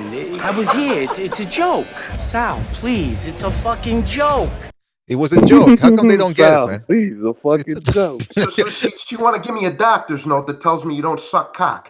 Yeah. It was my blood In pressure the medicine. chat, Boxing Archives and Facts says that Brendan Schaub, he shields for Showtime. That's true. We gotta understand that as well, right? He's Yeah, gonna be listen, saying Wilder is the best thing ever because he works for Showtime. Yeah, he got hired. Listen, Or he's an idiot. There was there was that part where Joe Rogan he gave him the pep talk to Brendan Schaub and told him retire from MMA because you keep getting your ass kicked. So he got out of MMA, and Joe Rogan gave him a push because Joe Rogan is a powerful person now. He's got a whole bunch of contacts in the entertainment industry. So, I mean, think about it. Of all the knowledgeable boxing people out there, all the ex-boxers, why do they choose Brendan Schaub, a guy who was barely a contender in MMA? And he, you know, and then all of a sudden they switch him over Because to that's the that's industry. connections. Yeah, That's the way exactly. the That's industry what I'm saying. goes. Yeah, That's what I'm it's saying. just like they'll hire the worst person. Well, look at you've only got to look at Sky. I think it's like I think these TV companies when a fighter sort of retires or or calls it a day sort of thing, they sort of feel sorry for him and give him a job just for something to do it. That's how it seems because when you look at Frotch at Sky, he retires. Had no business being a commentator. The guy, all right, he's quite funny when he's in Coogan Cassie's interviews when he can be himself, but on telly he's fucking dreadful. And dig up John Watt and bring him back. I'd rather listen to that. I mean, yeah, but Stu, to be fair, now Sky have got Crawler. Now Crawler's retired. We're gonna have to listen to Crawler for the next. Rather 20 listen years. to Tyon Banks. You ever heard I of want to that? listen to David Price. Macklin sees fights no one else sees. But I mean, Stu, to be fair, you would be horrible on Sky Sports because they would be telling you every time, like they rein you in like a dog. Would like Don't to say apologise this. for any swearing that you had. Fuck. I mean, Adam Smith is the most condescending fucking prick around, isn't he? I don't need to be condescended by Adam Smith, a guy that looks like he's got a Joseph Fritzl basement at Oh, come on. his house. Get out. Hey, they should have David Price. They should have David. Oh, he's another fucking loser. No, they should have David Price as a commentator, and then every time somebody gets knocked out, they can like ask David Price, How does that feel feel? like? How does it feel like?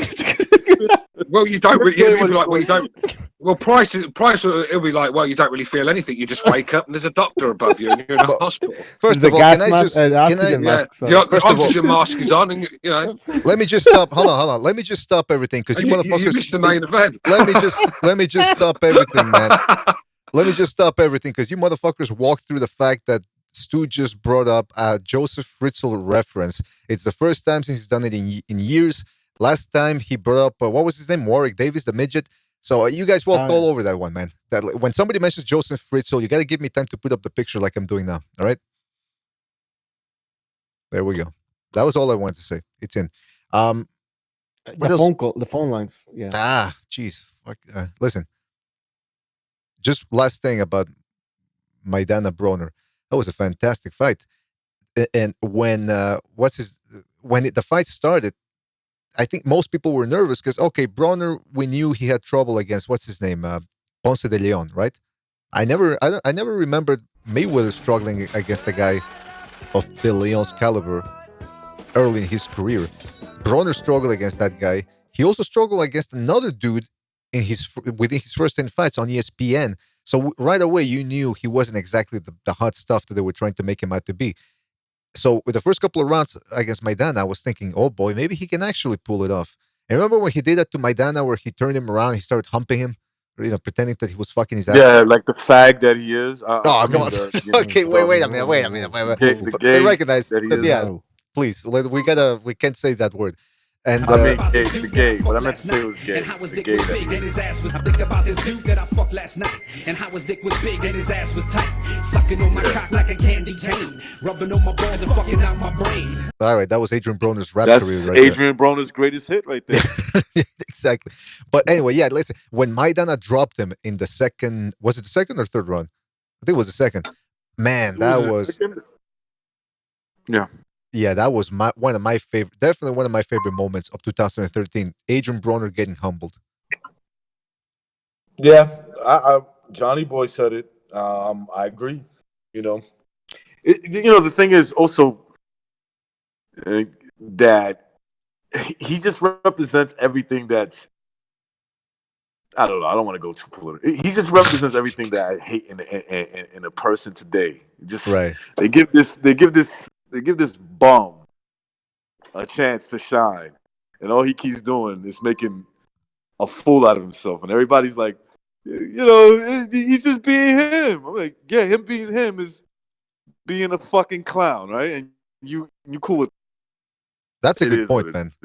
Yeah, that's a good point. It's like if you say, well, Joseph Fritzl, he's just being himself. Nah, he's a fucking incest pedophile or whatever the hell he is. I mean, come on, I mean, this is the difference between just accept one community accepting anything, just anybody, and the other communities looking at you, just shaking their head, saying, "Really, this bum?" Okay.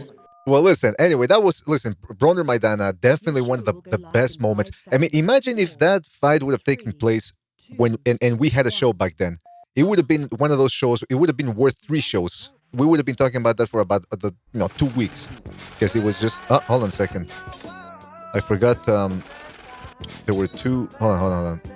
2 super chats here. One from Chris K. Was it? Hold on.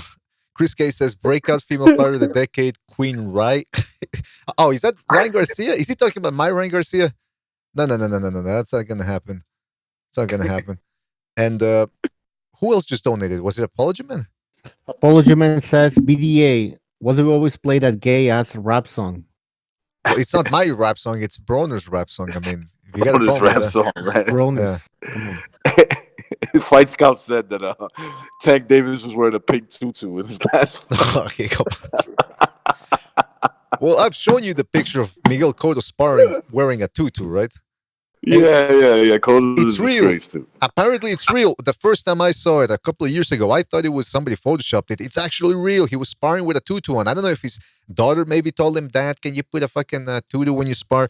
But he was actually... Cornball. That's all it is. Listen, Cotto is a great fighter, but he's the corniest dude I've ever seen laced him up. I'm sorry. He just did.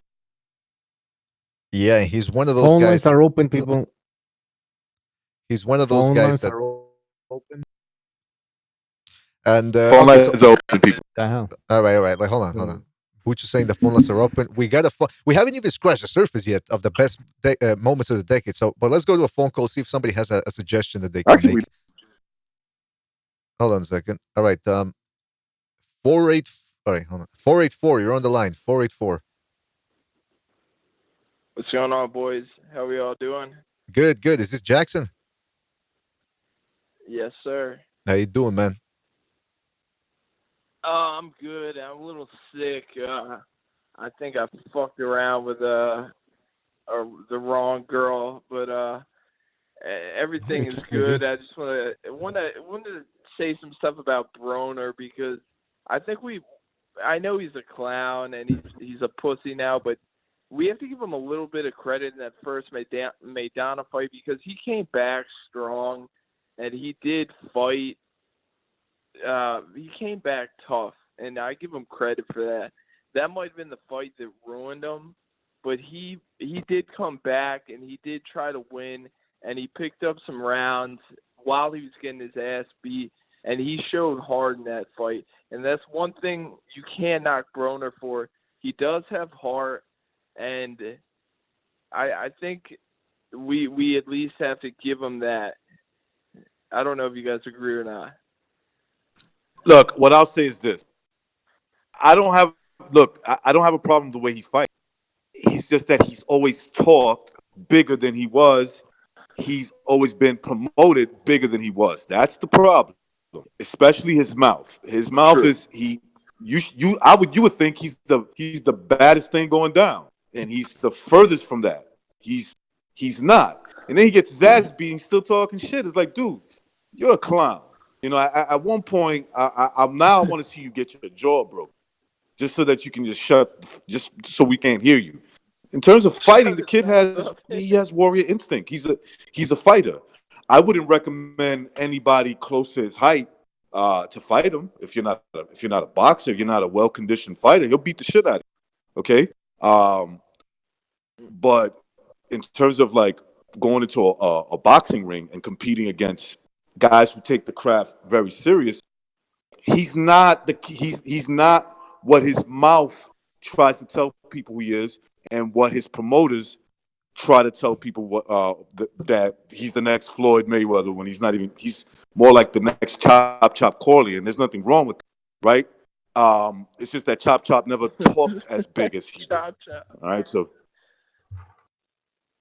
I like how you chose Chop, another guy whose sexuality was on the spectrum of on the other right, but at least spectrum. you're right about that. But at least Chop Corley like kept his, he kept his temperament was, I just want to compete and fight you, and yeah, he's a little gay and whatnot. But it is what it is. Like he wasn't trying to say he's the king, walking Queen. around. Well, Queen. Recognize. I think you're right you're completely 100% spot on about everything you just said. But I just want to say about that one fight, like, yes, he was being over promoted. He was a hype job. He was this and that. Those 4 titles, they mean absolutely nothing. But that one fight, he like not since then, but in that Maidana fight, it did pretty much ruin him. But he did come back and he made it competitive, and that I think that was the last time we ever saw Broner, and it was a fight. Like, it wasn't that was like getting kind of close. It was a close fight. It wasn't a complete beatdown, and I think, I don't know if the kid's career would have turned out different, or if that fight would have not happened, or if he would have, because he doesn't throw punches anymore. So I don't know, but he's my fighter of the decade for sure. You know what, Jackson? It's going to be interesting to see what Broner does this decade. Can he come back? Can he reverse the perception that he's just another Zab Are you Judah? serious? I don't think I said it's going to be interesting to see. I didn't say he was going to make it. I don't know what you guys. I just said, but I understand what you're saying, but I don't think it's even a I mean, it would be interesting for something possible to happen, basically. Yeah. Well, listen, that's what's fun. We're just speculating on here. Now, Jackson, I wanted to ask you real quick, what was one of your most memorable moments of the last decade? Honestly, I'm gonna go recent, and I'm just gonna say that the Pacquiao Thurman fight. I thought that was extraordinary. I thought that was an incredible fight, and I just. That was. I'm not gonna lie. Like, I'm obviously a big Pacquiao fan, and it was just a vintage performance. It reminded me of when he fought Cotto, and I saw him just moving like the old Pacquiao. And that just like I watched it with my dad, and it was just a great moment. And that fight just made me happy as hell because I thought Thurman was gonna be too big, too strong, too everything, and I thought he was gonna stop Pacquiao. But it was a vintage performance, and that was great stuff. But there are a lot of good moments this year, though, or this decade, for sure. Absolutely. Yeah, that Pacquiao Thurman one was this year. It's still fresh in our memory. Definitely one of the best moments of the past decade. Especially since almost everybody. There's very few people out there that hate Manny Pacquiao, other than a couple of Mexicans and a couple of Mayweather fans. The But other than gays. that, well, the gays. Okay, I didn't say that. But all right, listen, Jackson. Thank you for calling in. What? All right, guys. All right, Take care, thank you for man. calling. Take some Pepto Bismol, man. Take some That's why I Pepto love. Bismol. Oh, sorry. No, go ahead. Go ahead. No, I was just gonna say that's why I fucks with Pacquiao. He disrespects the Paul smokers out there. But Okay, come on. anyways, Okay, come on. I forgot one fucking significant moment that was one of my favorites. Errol Spence getting thrown out of the fucking car windshield. Okay. That was another. Okay, come on, man. That was. Well, what about technically, that's not a boxing moment. But anyway, yeah. Sorry. It was Jenny a moment that Sushi? had to do with a box. Hopkins landed on his fucking head was a nice one. Yeah, that was. Ah, come on. This decade. Come Hey, on. have another one. Jenny Sushi. Come on. Yeah. I thought you guys were gonna be serious, man. You bring up. She like the tranny of the 2010s. Yeah, she Jenny was. Sushi wins it. Bro, I know, but by the way, that actually pisses me off. That's not one of my favorites because Pulev should have just grabbed her by the clam at that point. Fucking pressing charges for giving her a little peck on the lips. Fuck out of here. You know what? That's why I always, if I do something inappropriate with a woman, I really make my money's worth, and I go all the way. Like if I kiss a woman against her will, I tongue kiss her. I shove my tongue down their And I throat. never apologize. That's the one thing I never Exactly. do. Well, That's a great point. That's a great point. Don't didn't you apologize. say that Pulev this is what he does in Bulgaria? Just walks around grabbing women's. They probably like it. Well, they That's what probably I do, man. That's what I do at work, bro. I'll just be slapping every chick from the office's ass I see, like Listen, you know how many? Hey, like, Johnny boy. like Stifler on American Pie, bro. Hey, Johnny boy. Let me ask you a question, right? Yeah. So you walk around, you work around girls, a lot of women, right? So do you find that you catch them looking down? You know what I mean? Oh yeah. Happens to me all the time, man. Now I'm trying to bang the other one. Let me tell you something. Recognize women do that to me all the time. They always look down in disbelief. Now that's because I'm not wearing pants in public. But the point is this: that women are looking down. That's the important thing. Now listen, another thing that I wanted to mention here, because you guys are bringing up all these crazy moments that are outside of boxing.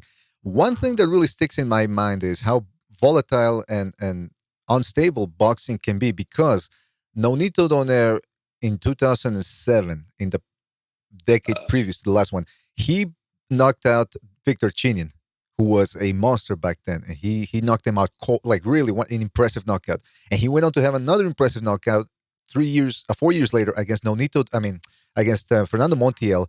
Again, another impressive stoppage, big left hook, and he went on a tear. Nonito Donaire, that 2007 to 2013, before he lost to Rigondeaux, he was looking like one of the top three, or he was considered one of the top three pound for pound fighters in the world. Then he lost to Rigondeaux, and his career since then was up and down. He never really got a big win again. In fact, as a testament to that, most people are giving him credit not for any win, but his actual loss against Inoue because he put up a great fight. That's interesting. That's what I love about boxing, about how you can have a guy who looks unbeatable, looks unstoppable, and then all of a sudden, whoops, turns out he's just human. Yeah, that's what So happened that's to what. Roy.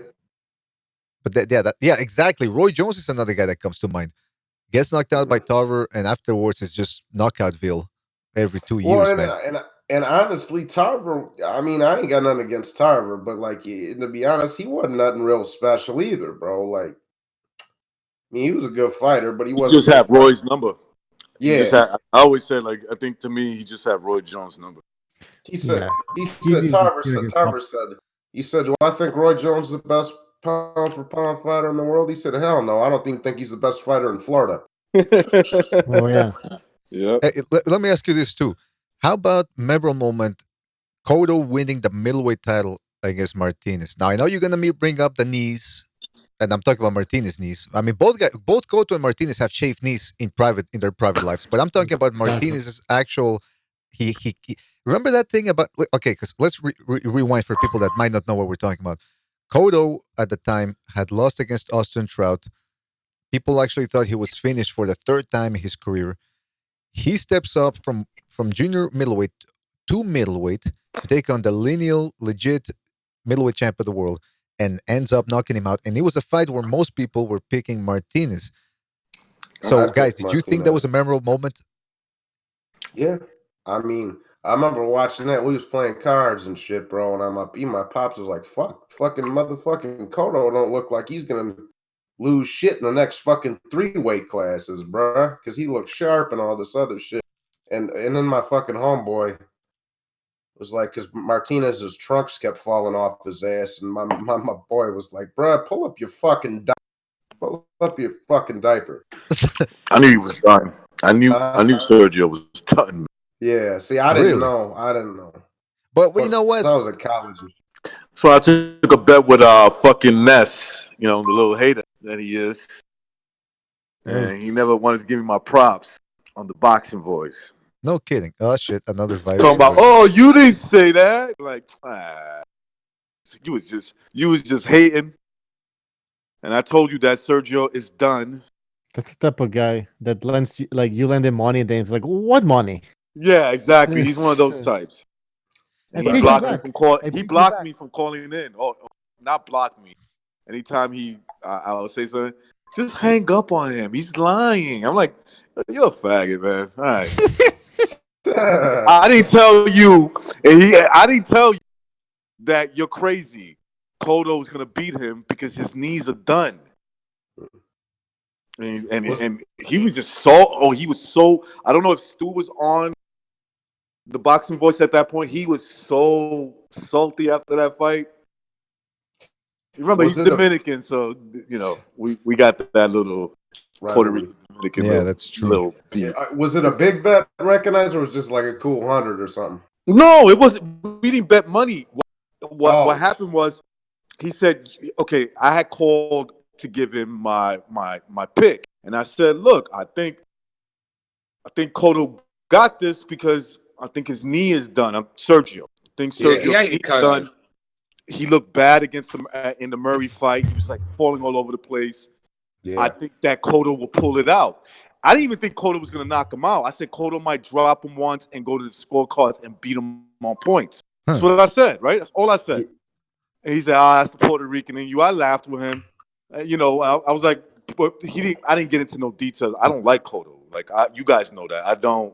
I'm not a fan of his. Nope. But I thought he was going to beat Sergio. So I called back in after the fight happened. This motherfucker wants to act like he didn't hear me say that. I was like, all right, cool. Yeah, fuck out of here. Yeah, well, that's an interesting story. Guy, he always had Cotto for some reason. But let's be real, that fight, I mean, Sergio Martinez was like a 6-year-old Forrest Gump in there, wasn't he? Exactly. That's all I was. Exactly. Bro, he was worse than I thought. I was getting shit from my boys fucking about Thurman and Pacquiao. I'm like, bro, Pacquiao's about to beat his fucking ass. And they're like, nah, and they ain't racist. They're just fucking talking shit. But they're like, nah, man, he gonna slice him up like some sushi and shit, just talking shit. And I'm like, slice him up like sushi. Yeah, he sliced him up like some tuna. and shit like that. And I'm like, Thurman's too big. He's too young. All this other. I was like, okay, we'll fucking see what happens. You know what, man? That's actually recognized. That's a pretty interesting story, man. Because I was picking Martinez against Cotto. I knew he looked bad against Murray, but that's because Murray was Murray was like a super middleweight against Martinez. So I said, all right, I'm not gonna take too many points away from Martinez. But I'll tell you what, the reason why I brought up the Martinez Cotto fight was because there were some hijinks involved too. The Martinez did have bad knees. I don't know how he got those bad knees in his private life. I can probably imagine what he was doing, but he came in with bad knees, and he wanted to put on a brace. I think two braces. Two braces. Yeah, two braces, not just one. And Freddie Roach, being the slick shyster that he is, said, no, I don't want him to wear that because you cannot wear braces. So Martinez went in there wearing those pads, or not, they're not exactly pads, but those elastic things that you put in there. And his knees were now, again, to be fair, he wasn't getting knocked down by himself. I mean, Cotto was punching him right in the temple. So I don't know. What do you guys think? But Martinez he's walking into the ring like a baby calf when they're just born. They're trying to stand up. He can barely walk. That's how he looked. I mean, his legs they had nothing in them. The knees had gone. Every time he tried to get the back foot, it was giving way. Every time he took a shot, it was giving way. He couldn't plant his feet to get the power behind the shot. It was terrible. It was how he passed the medical. I'll never know, because let me say, they wouldn't send a man to war like that. Never mind in a boxing. Stu, you gotta understand. Stu, you know why they passed him, right? They wanted Cotto to win. They just wanted to listen. Some people missed the sign, like Ness. Ness missed a lot of signs going into that fight. The guy was finished. There's a reason why Cotto's fighting him now. They forget about all these things. Like Cotto was fighting him. Cotto knew he was fighting him at the right time. This is why he's taking this fight. He wasn't taking this fight to come up to lose. He's taking this fight because he knew he could win. He knew he could beat him. Bro, check this out, bro. My fucking dad's, my old man's, his youngest brother called me up the night before the fight, like Friday night, fights on Saturday. He called me up and was like, Johnny, because he knows I know my shit. And I was like, and he's like, hey, nephew, who the fuck do you got on that Cotto Martinez fight? And I was like, well, shit, I'm not gonna tell you to bet because he fucking gambles a lot, And I'm like, well, I ain't gonna tell you to bet, but I said I got Martinez. Oh, he's like, oh, you got Martinez? All right, I'm gonna bet on Martinez. So then that shit happens.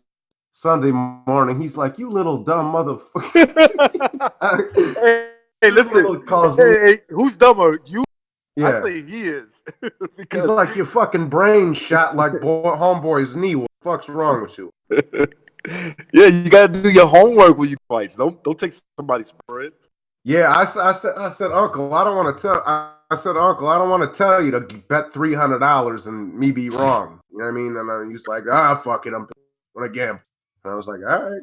Well, I said I ain't gonna tell you who to pick, but I said I got Martinez. That's what makes me laugh about some of my friends. They've always got a tip for me, but they're never winning anything. So why am I going to lose my money as well? But I'll follow your lead. Lose.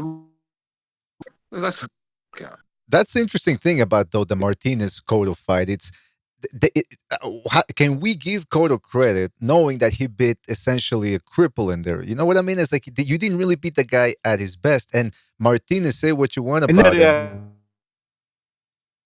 Was that? Oh, all right. So I think we lost him.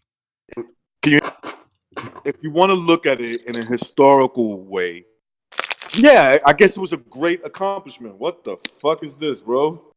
I don't see that. So I'm on the show. This is the first thing I see. What's wrong with BDA? That's Sergio Martinez. Yeah, Remember, on. he did a photo shoot for ESPN. Sergio Martinez. Yeah. Would a straight man take a picture like that? I got a whole bunch like that. Man. I got a whole bunch of myself like that. Bro, I mean, if it's for like a cover magazine, I guess, but come on. Man, BDA, pull up some fine looking bitch now. We need something to balance that out, bro. That was all right. That was, let me put up the picture of Hopkins naked as well. No. I'm out. No, Bye. you're kidding. Oh, Clarissa Shields. Recognize. Clarissa Sorry. Shields. Hold on. I'd rather see Hopkins naked than Clarissa Shields. Exactly. I was about to say that as well. Hey, check this out, bro. I came up with a new name for Clarissa Shields. I told Mark and Doughboy this the other day. No. Just listen, BDA. It's not gonna get us in trouble or not. Just listen. Really? You remember the detective from Ace Ventura, Einhorn? Yeah. That's Clarissa Shields. She's Einhorn. Come on. He's Einhorn. Yeah. Laces up. Every time you bring up Clarissa Shields, I can never forget what Recognize said. Recognize said she's the type of girl who say, you're not my type. Recognize was like, thank God. Yeah, exactly. She's the kind of apology. Thank you for bringing that up. She's the kind of girl that she tells you, you're not my type, and you say, thank the Lord. You know what? She's the type of girl. She's the type of girl that when she tells you, "Will you go out with me?" You go, "No, your dick's too big." Listen, here's the thing, man. Listen, you probably got a dick as big as mine. Exactly. Recognize. Hold on. Before we continue, you were saying something before you stopped to admire Sergio Martinez's physique. What were you saying about Martinez Cotto? No. I wasn't admiring his physique. Come on. Wait, don't put words in my mouth. First of all, I did not stop to check out. First of all, I thought I was Khan. I was like, what the fuck is Khan doing up there?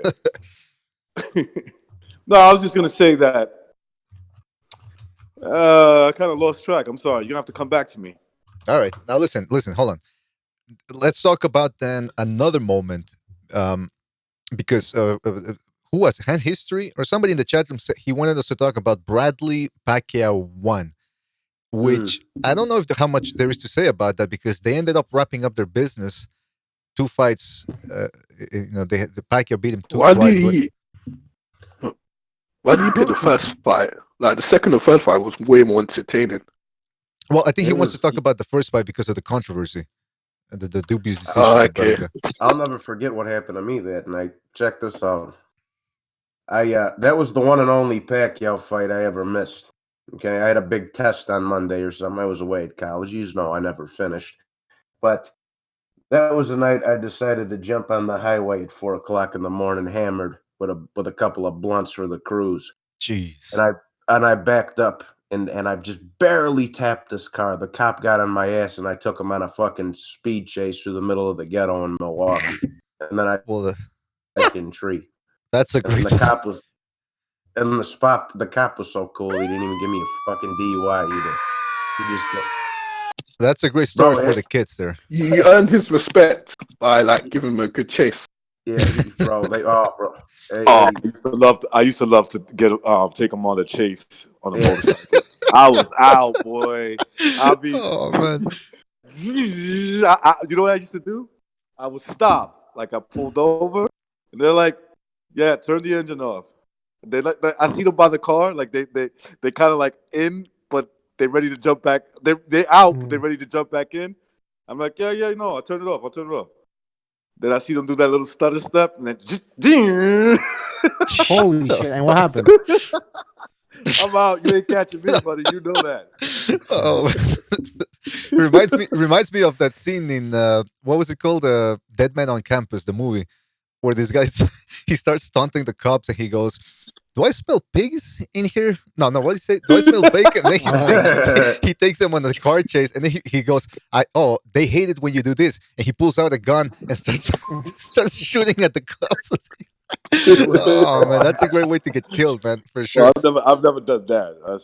I hit a black supercharged fucking Monte Carlo too, bro. I was flying, dog. I was fucking flying.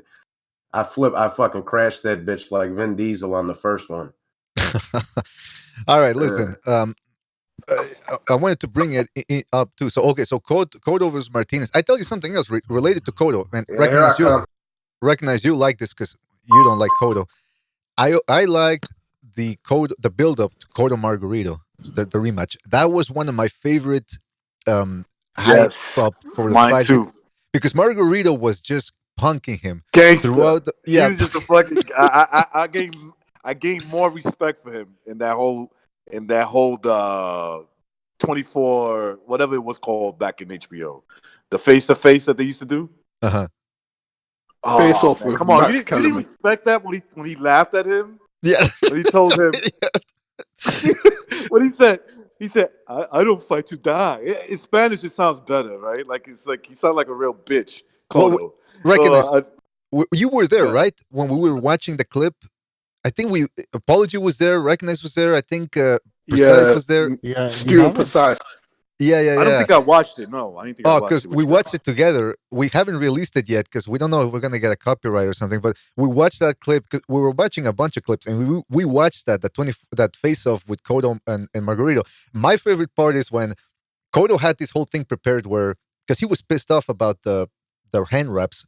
He believed that Margarito had illegal hand wraps in the first fight, which was never proven, but he maintained that, and so he never actually said it publicly.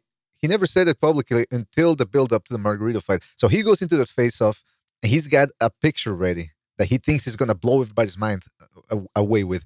So he goes to Margarito. He brings up the hand wraps. And he goes, "You probably had hand wraps." And then he goes to Kellerman. "Can I show you something?" And Kellerman goes, "Sure." So he brings up a tablet. So he had it all prepared. He brings up the tablet, and he's got a picture of Margarito after the Cotto fight in the ring with his fist up. And his whole thing for Cotto was, "Look at his hand wraps. There's a tear there. What the hell is that?" And then Margarito goes, "What? That's just a tear." He goes, No. But what is that? The red spot? Because there was a red spot. He goes, "Well, that's just the tear or the red." No. And then they start fighting, and Margarito the tear or the red. The tear or the red. Yeah, and then Margarito goes, "No, that wasn't anything." And then you see when he finally says that wasn't anything, Cotto's face of shock that he could catch Margarito, and then he looks at Kellerman like, "Help me out here, man!" It's like Kellerman just left me hanging. That was the best. It blew up in his face. He went in there thinking, "I'm gonna catch this motherfucker," and Margarito just fucking tossed it aside. That's why I'm saying I gained more respect for Margarito after that whole thing, the whole fight, even the fight itself. It was BS. They just wanted to stop the fight. That's it. Yeah. They just wanted to stop the fight. So I believe Margarito did do that. Look, he could have, but listen. But Cotto's a bitch, though. This is what I'm trying to say to you guys. Cotto's a great fighter, but he's a bitch. This is what he does. He makes excuses after every loss. Calm down. I'm sorry. Fair, recognize. If you get if you get a boxing ring and someone's got like dodgy hand wraps and they fucking beat you to a pulp, I think you'd be a bit bitter towards it as well. You know, at the end of the day, I know there's no evidence, so we can't say that it did. But for me, my opinion, I think he did. And he was going to do it against Mosley as well until he got caught. Look at this. Look at the way his shots were. I mean, they were causing so much damage to Cotto. Cotto was a mess. I mean, yeah, but Stu, can I just interject here? Cotto's face looked fucked up against Claudio too, and against Pacquiao. I know and those guys. I know that, but sorry, BDA, but I know what he's going to say. But these fucking shots were doing his face was an absolute mess. I've never seen it that bad, and he looked hurt every time he was getting hit. It was like watching Resto v Billy Collins Jr. all over again, sort of thing. That's the way I saw it. I'm not said I might be wrong, but listen, I'm not dismissing totally that he could have been his hands wraps could have been wrapped, but he has no proof of that. Exactly. All he had was that picture that he thought was a smoking gun, and it wasn't anything. It was just a tear on the gloves and some red paint, which can come from the gloves, by the way. It doesn't necessarily mean that it was something that's right. nefarious. Yo, speaking of mashed up hamburger, I fucking I want to go to work for that Gordon Ramsay dude for like 4 days. I'll make a quick 600 and then I'll break his face if he yells at me. I'll just go work there for like 3 days and then I'll just fucking slap him with a hot ass frying pan. Well, you should have like a bunch of boxers show up to his show. I reckon that Gordon Ramsay's quite a fucking handful, you know. I reckon he can fight. Yeah, me too, man. Yeah, because you don't get to be that much don't get to be that much of a big mouth without back. I think he's backed it up in the past. I'm pretty sure he's like I said, he's a fit guy. I mean, he fucking does marathons and he used to play for Glasgow Rangers as well. He used to be a footballer. Oh, there you go. Oh, so they're crazy. And Johnny Boy. Hey, some of them footballers, man. I mean, some of them footballers Try and get in a fight with one of them and see what happens to you. They're fit Yeah, guys. no, Look at when they take no, it'd when be a they good take their fight fucking then. tops off, man. When they take their tops off, they're fit guys, man. You know what I mean? Not to change subject. Speaking of football, Buffalo and Houston's in overtime right now. In case anybody's interested. Oh, that's an OT, Johnny. Yeah, bro. Buffalo's beating their ass the first half. They was 16-0, and then Houston came back. They in OT right now. Damn. We got it all over. We got it all over Sky Sports at the moment. I'm just throwing that out there for anybody who's in. Are the Patriots playing the Saints or something? They're playing tonight. They're playing Tennessee, bro. Oh, they're at Tennessee, are they? I was talking about because I was in and out watching it. I was doing something. I heard them talking about the Patriots. Because are the Tennessee quite good at the moment or something? Because people were saying the Patriots. Honestly, Stu, they're solid, but they ain't fucking with New England. You know? Yeah, but they got too many turns. They got too many turnovers. They're not gonna make it to the season if they keep giving away the turnovers. No, I'm kidding. We're turning this into ESPN show. Because I heard him saying that that New England weren't favourites to win that. And I thought, bloody hell, it's a hard place to go, isn't it? Yeah. Oh man, I want New England. Listen, I hate that city, that town, but I want them to win it for one reason, because social media. Yeah, he gets so triggered. That he's part of white supremacy. Oh, right. When they beat the Falcons. When they beat the Falcons, the lefties, the saltiness was unreal. Israelites, the fucking Nation of Islam, they all had meltdown. They all came out once to go against.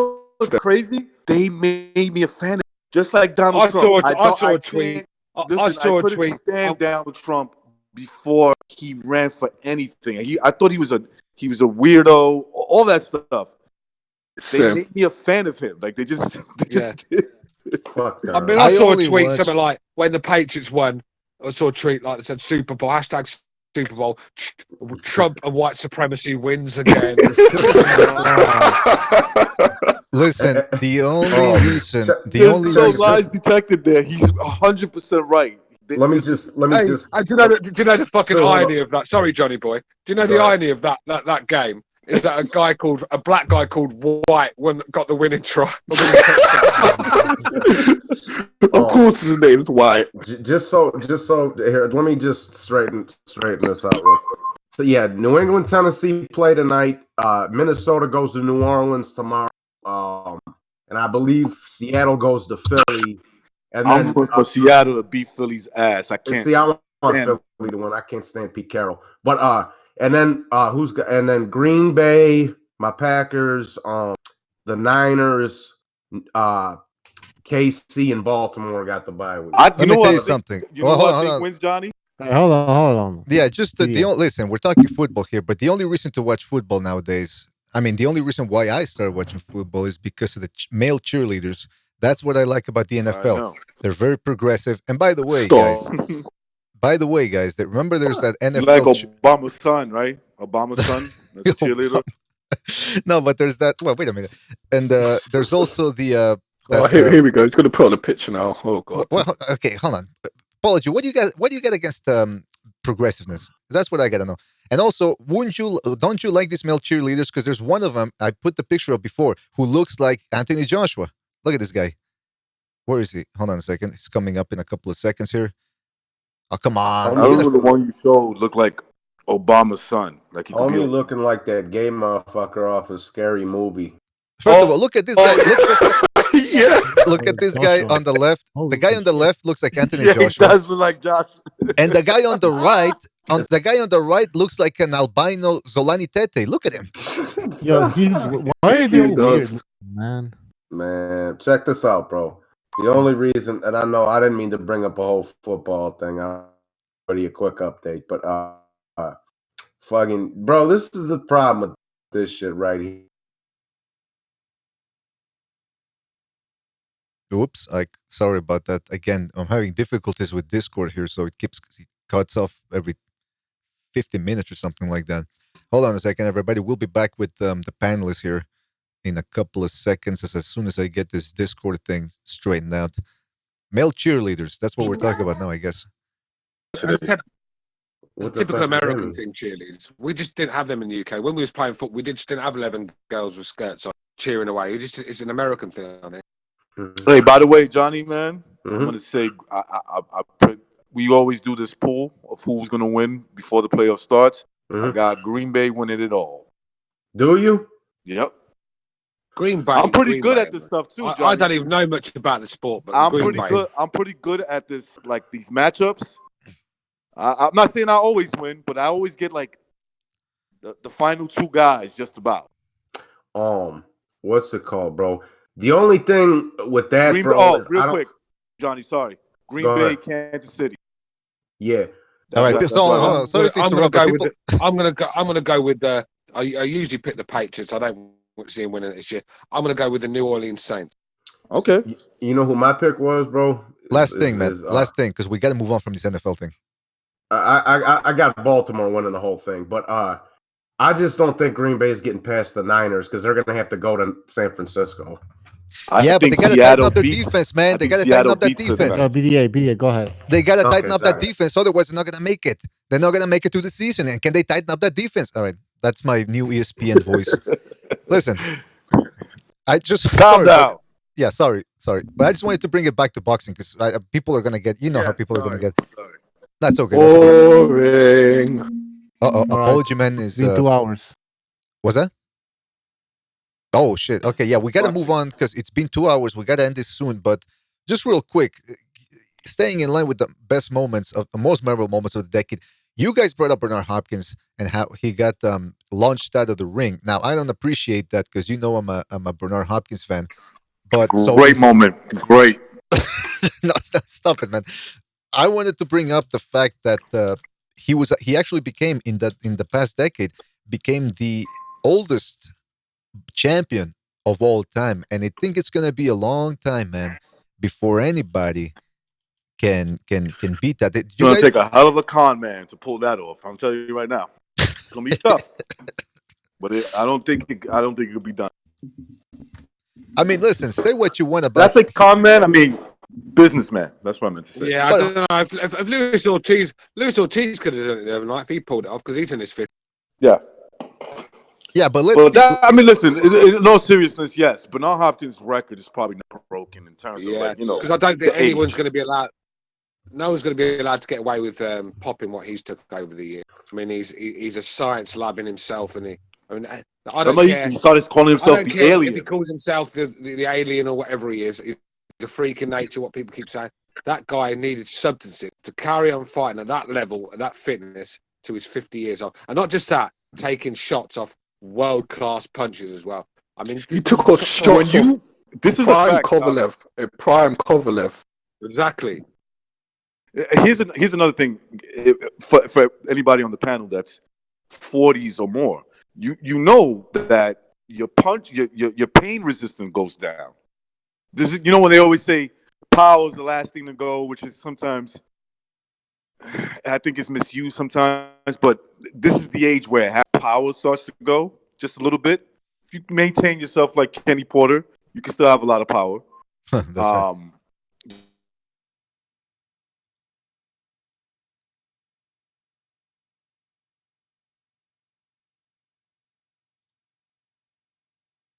Bernard Hopkins was great at what he, being that old and still being competitive, but don't tell me he wasn't taking shit because you'll be a fucking liar.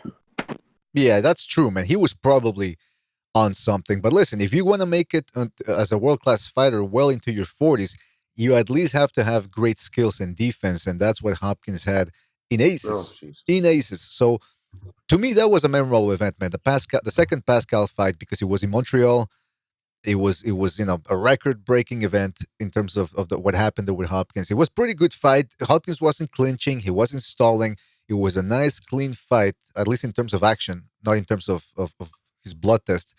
But but also, it's interesting that he went on to lose right away to Chad Dawson, which just goes to show you styles make fights as well. That was one of my most memorable events of the I'm last year. glad. I like Pascal, man. He gets in there with everybody, bro. I'm glad he beat Badu Jack. It was a close fight, but I'm glad he got because I don't like anybody who works for Floyd. But you know, I just wish he would have split his fucking face open like Marcus Brown did. It's a shame that didn't happen. But yeah, man, he did. I thought Pascal won the first fight too, but with Hopkins. But if I remember correctly, I don't know. It's been like 8 years. But yeah, I think Hopkins fans try to blow it out of proportion. He won the landslide. Like, come on. You remember when, bro? You remember when Bernard tried like suing the fucking boxing commission because he thought he beat Jermaine Taylor? He's a joke. That dude is a joke, bro. Yeah, bro. Like okay. First of all, the first fight, I'll give the Bernard Hopkins the edge. Okay. But the second fight, please, wasn't close. Well, the second fight was pretty close, but yeah, that one it was less. He had a case again in the first fight to say that he was robbed, whatever. Second fight, nah, he started way too late. At least in the first one, he wobbled Taylor late in the fight and had him in trouble. In the rematch, he never, the late start never even basically came. did the same thing. Like, exactly, if you're gonna complain about being robbed, like step up your game the next fight. But you just did the same thing. Exactly.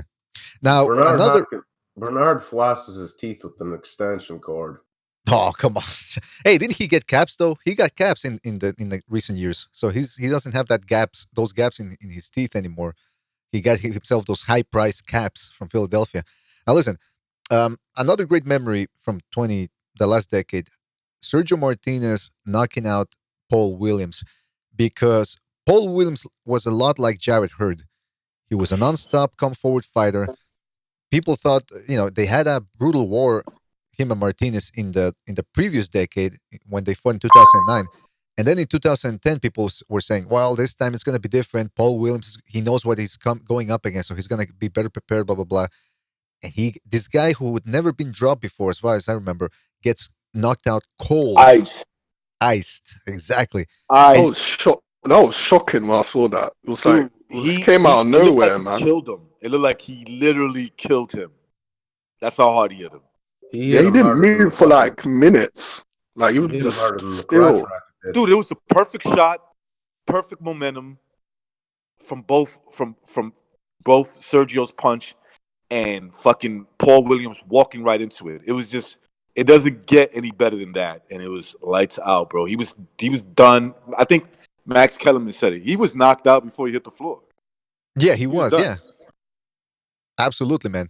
And you know what was the best about that fight too was that Martinez was going in there as the champion, but he was getting shafted outside the ring because Paul Williams was with Al Heyman, and around that time, it was really HBO. People were saying that it stood for Heyman Boxing Organization or whatever, because he was really calling the shots for a lot of his fighters, like Berto and Jermaine Taylor. They were getting paydays that they didn't really deserve sometimes for mismatches there. So Paul Williams, who was the challenger, came in second into the ring, which traditionally it's supposed to be the champ. Martinez said, whatever, I'll give you everything you want outside the ring. I'll concede. I just want to get you in the ring, and I'll speak there. And boom, knocks him out cold. And you could see Heyman's face in the crowd. He doesn't show up for fights anymore, but back then he was showing up for the fights. And you could see his deadpan look of, oh, fuck. I wasn't expecting that. I fucked up. Yeah, like I wasn't fucked up expecting on that this one. one. So yeah, that's one memorable moment there. And then Martinez Chavez Jr., that was a big event for the Latino crowd because it was an Argentinian versus a Mexican middleweight championship of the world. Chavez at least had some upside back then. People were expecting big things from him. In fact, he was undefeated, remember? Yeah, exactly. He was unbeaten back then, so it's kind of like... with an asterisk, like, didn't he get his ass whipped by, was it Zwick or one of those guys? Yeah, well, you still got to win. Vera, I think Brian Vera beat him. That was after, though, I think. That was after. Yeah, you're right. Yeah. Sorry. Anyway, yeah, that fight, I mean, he beat the shit out of Chavez Jr. It's just at the fucking 12th round. I think he ended Sergio Martinez's career. That's it. He did. 12th round ended his that's career. surprising. Like, he got beat the shit out of Chavez Jr., but his career got ended in the same night. In one round. Yeah. But that's what I wanted to know. What happened in that round? Now that I think about it, because he was... He like... You know what happened? He tore something in his knee. Yeah. Yeah. I mean, remember he was a biker too. This is a guy who rides bike. That could be damaging to your knee. He played Itself. football He as plays well. soccer. He plays soccer, Yeah. football, and you know he got hurt really bad. He fell awkwardly and he tore something in his knee, and that was it, man. That was the end of him. And you know Go what? look at Recognize. Would you say But also that his footwork might have played a factor? Because remember, he used to have bad footwork. I mean, he was pretty quick on his feet, but technically, he used to cross his feet. I remember Paul Williams dropped him, and he didn't even yeah, hurt him in the first one. It was just bad positioning. Pavlik bad too positioning. dropped Yeah. him. Yeah, Pavlik too dropped him because. Macklin dropped him as well. Oh yeah, Macklin yeah, yeah, dropped him yeah. twice, I believe. What? Macklin dropped him twice, I think. I don't remember if it was called a knockdown, but do you guys think that that used to happen to him a lot in sparring too, and maybe that's what that contributed to his bad It knees? could have. It could have. You take all those sports that he likes to play. Where you work the leg, the calves, the knees, your upper leg. So yeah, It's not a surprise that when his career ended, it was because his knees gave out. The kind of athlete he was. Yeah. He's always had bad footwork. He really depend on instinct. That's what he was about. Was instinct. Yeah, it was true. He was very he relied. I mean, he was a late starter, so he improvised in the ring. Martinez did, and he had physical gifts like power, hand speed, reflexes.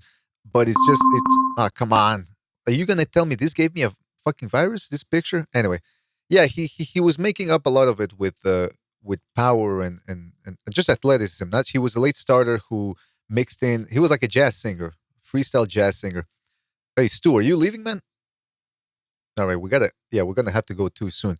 Um, anybody else got any memorable moments? I got a list here. Did you say when Rigondeaux quit? Have you bring that up? Yeah, we brought that That's up a a little good bit one. in the That was beginning. one of my favorite moments.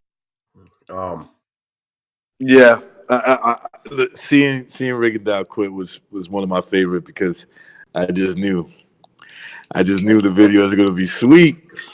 Recognize who was the guy that said that after watching Rigondeaux versus Lomachenko, he felt like he had been raped. Some guy said that on YouTube. 78. Yeah, It yeah. was He said 78. that Okay, yeah. he said that he felt like he lost his child, that he's gonna grab his gun and he feel like killing somebody. Jeez. Talk about overreacting, man. Oh shit! What's wrong with this guy? I'm like, yo, you take it that serious, man? Wow. Damn. Apology. You should Yes, never admit that on air. First of all, yeah, he did. exactly. Apology asked, "What's wrong with a guy like that?" I can think of a couple of things, man. But yeah, man, that was a great moment. That was a great moment this past decade.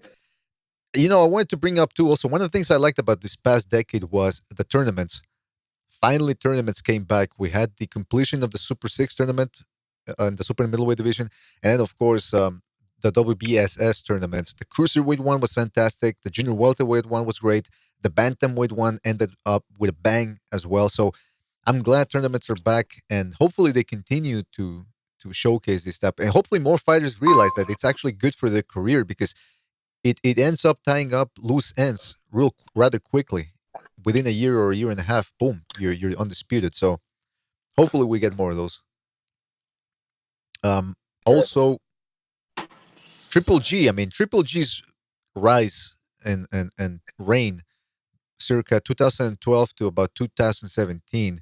I mean, this guy was just run, and that's the other thing about this decade that I liked compared to the previous one is this decade had a lot of punchers in them. I mean, you had Matisse in the beginning, who was looking like a junior welterweight version of Golovkin.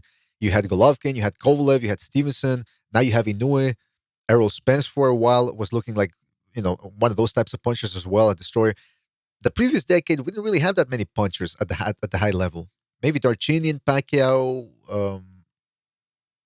Those are the guys that come to mind right away. David Hay maybe was at cruiserweight was considered a puncher, but this past decade had a lot of punchers at the top level. So that was one thing that really impressed me. Chocolatito too. Yeah. Was that? Yeah, there was some nice runs. I thought definitely Triple G's run as a dominant champion at his weight class was a good one. Was definitely probably the best one of the decade. Um, Kovalev's run at light heavyweight was pretty good. So the Chocolatito, he was pretty good too. So those guys had dominant runs. Yeah, consistent, very consistent. It came to an end, it came to an end, some worse than others. Like you would definitely say the way Kovalev lost was pretty bad. Chocolatito too, especially that rematch when he got knocked out. hmm And Triple G was what we thought it would be. It would be controversial, close, that type of thing. You know. It, it's interesting now that you mentioned that because when those guys, especially every boxer, when they're in their prime and they're just, especially if they're a puncher and they're impressive, it looks for a moment. It makes you ask the question, who's going to beat this guy? If he's looking that impressive, and then all of a sudden, some of these guys just end up losing 3 fights in a row or something like that, and and that's how boxing fans are. You lose 2 fights in a row or something. Well, he's shot. He's finished. So my question is, Yeah. out of the top, let's look at the future a little bit now. Out of the top 10 guys, the top pound for pound guys that most people would believe are the dominant ones, who do you expect to be out or considered shot within the next 5 years? I'll say Crawford. Don't be shocked if Lomachenko. Right? Lomachenko's not here to pattern his record. He's here to fight until he meets a wall he can't knock. He's gonna keep knocking walls down. Mhm. Some people walk by the wall, take the stairs, go into an elevator.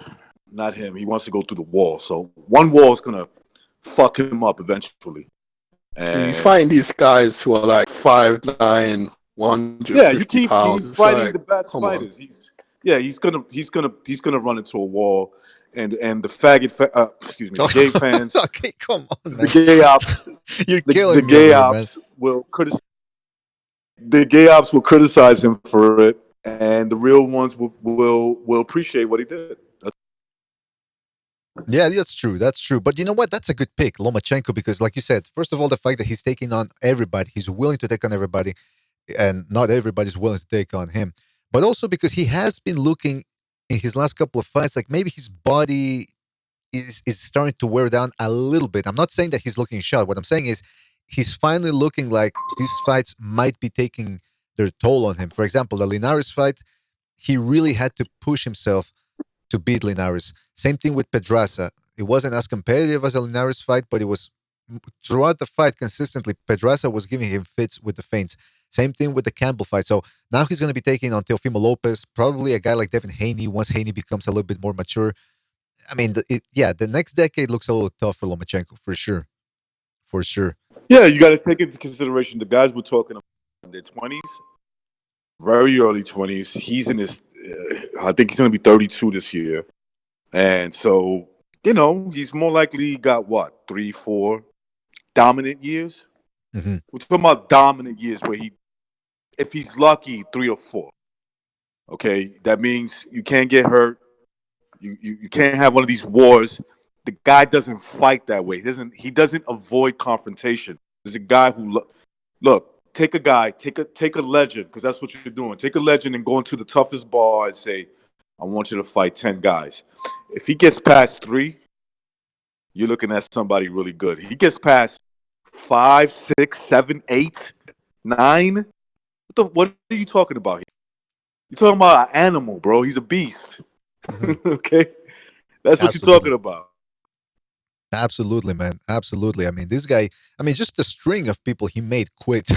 And everybody was saying before that 50, 55, 55. And then he starts, making them quit and makes them look like amateurs. I mean, the fact that some people don't respect this guy as a special fighter. He also has like an aura around him. Like everyone's trying to be him now. Kind of like Floyd and Pac. You watch other fighters, they're trying to do Lomachenko style. Like every fight card, I see at least one fighter trying to do that, pivot with your feet when he spins around you, that pivot power pull down your. He has an effect on boxing. Mm-hmm. Yeah, it's true, man. And already they're starting doing something that I hate, which is whenever you have a Russian now or some Eastern European who happens to be a southpaw and who happens to have fast hands, right away the media starts the next Vasil Lomachenko, the next Lomachenko. Shut up, man. Some guys fight nothing like Lomachenko. The only guy that really comes close to Lomachenko is Besputin, and he doesn't have the power nor the body punching that Lomachenko has. So I don't understand when people say, "Oh, he's the next Lomachenko." I don't like that. I dislike that a little bit. But so that's Lomachenko. Yeah, but that's one. Again, that goes to the aura. Like, remember what everyone was saying? He's an ex-Floyd. He's an ex-Floyd. Exactly. Like with Broner, with other fighters, that's the effect he has on boxing at the moment. Absolutely. Now, one guy that I don't expect to see winning a lot of big fights in the future is Gennady Golovkin. He's proven in these last 2 years that he's definitely slowing down. He still got the power, he still has the skills and that ramrod jab of his, but I think it's safe to say his best years are behind him. He might still be able to pull off a big win here or there, but as it pertains to a dominant, run like he had in the last decade, don't think that's going to happen. Hold on a second. No, I mean he's not going to make it through the decade. He's physically not able to make it through the decade because he's starting the decade 37, going on 38. Right. He'll be done. He'll be done by more likely 40 years old. He'll probably call it quits. He's got a style that's not suited for making it as an old fighter. Like a guy like Hopkins. But you know what? It's funny that you say that, but he did. Look, think about it. He's 30. Okay, I'll give you an example, BDA. He's 37 going on 38. And we're still talking about him like, yo, he has a shot of beating the best guys. Yeah, that's true. We could look. He just finished beating. Whether you thought it was a gift decision or not, he just finished beating Derevyachenko. Mm-hmm. And Derevyachenko is a guy who's considered to be, a solid B-level fighter at the division. Maybe he's probably an A-level fighter considering the level of competition at middleweight. Mm-hmm. Okay, he's either a B or an A, right? And you got this older guy who's 37, 38, beating him. He won. Mm-hmm. He damaged his face up. He knocked him down. Do you want to say he looked bad and he could have lost? I don't have a problem with that, but it's not like Derevyachenko went in there unscathed. He didn't. He got hurt pretty bad. Absolutely, man. Yeah, do you think Triple G has the ability to change the style? Because I've seen him do that. Like in the Canelo fight, he did that, and I think we're going to see Triple G fight that way a lot more now. Has a very high. You know what it is? You know what it is? Apology. He goes underrated when it comes to his boxing IQ because they just see power. Eastern European. He's supposed to be. What do you mean IQ? They have high IQs. I didn't know that. Yeah, the dude has a high IQ boxing IQ. A lot of those punches he's blocking. A lot of those you think, dude. I don't care how strong you think he is. He gets hit flush with all those punches you think are hitting him. He's going down. Your body's not built to take. It's just not. Well, at least he's backing up, and he hardly backs. He's backing up and breaking the flow of the punch. Yeah, that's what he's doing. He's especially breaking in his prime. He takes a little bit off the shots. He slips. He rolls. He moves himself with the center line. Like he knows what he's doing. I don't think he's physically built to go very far. Nobody is. First of all, let me be straight. First of all, we know he's not a look. When it comes to elite fighters, he's not allowed to take anything. Maybe if he's going in there against a guy, they just want to get out of the way to build up a fight. He could take whatever he wants if he's on anything. From here on out, we know. I don't care. I'll challenge anybody. I guarantee you they test his ass to the fucking gills, making sure he's perfectly clean against Canelo because they want Canelo to win. This is simple. They want Canelo to come out the winner of that fight. Yeah, and speaking of that, by the way, speaking of that, the good points about Golovkin is because also I think the reason why most people are focusing on the Golovkin is shot narrative is because he looked so dominant that now all of a sudden that he's having competitive fights, all of a sudden it's like, well, he's shot, but he still beat Derevchenko, who's I want to see the Charlo beat Gennady Golovkin. I mean Derevchenko. I want to see the middleweight Right. Charlo do that. These are guys that are not willing. Look, for all that people talk, right?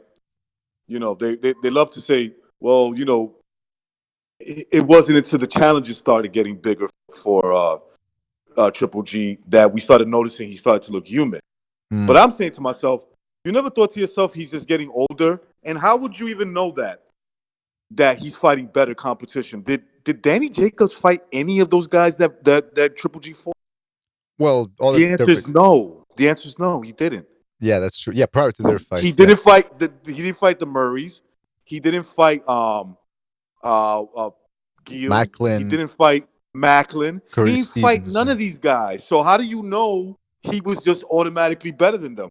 What evidence do you have of that? There is none. And the fact that he beat the fact that he beat David Lemieux, a huge puncher like David Lemieux, and he didn't run. He stood right in front of him and peppered him with a jab, and then broke him down and stopped. You know, he stopped the fellow puncher. That was one impressive fight.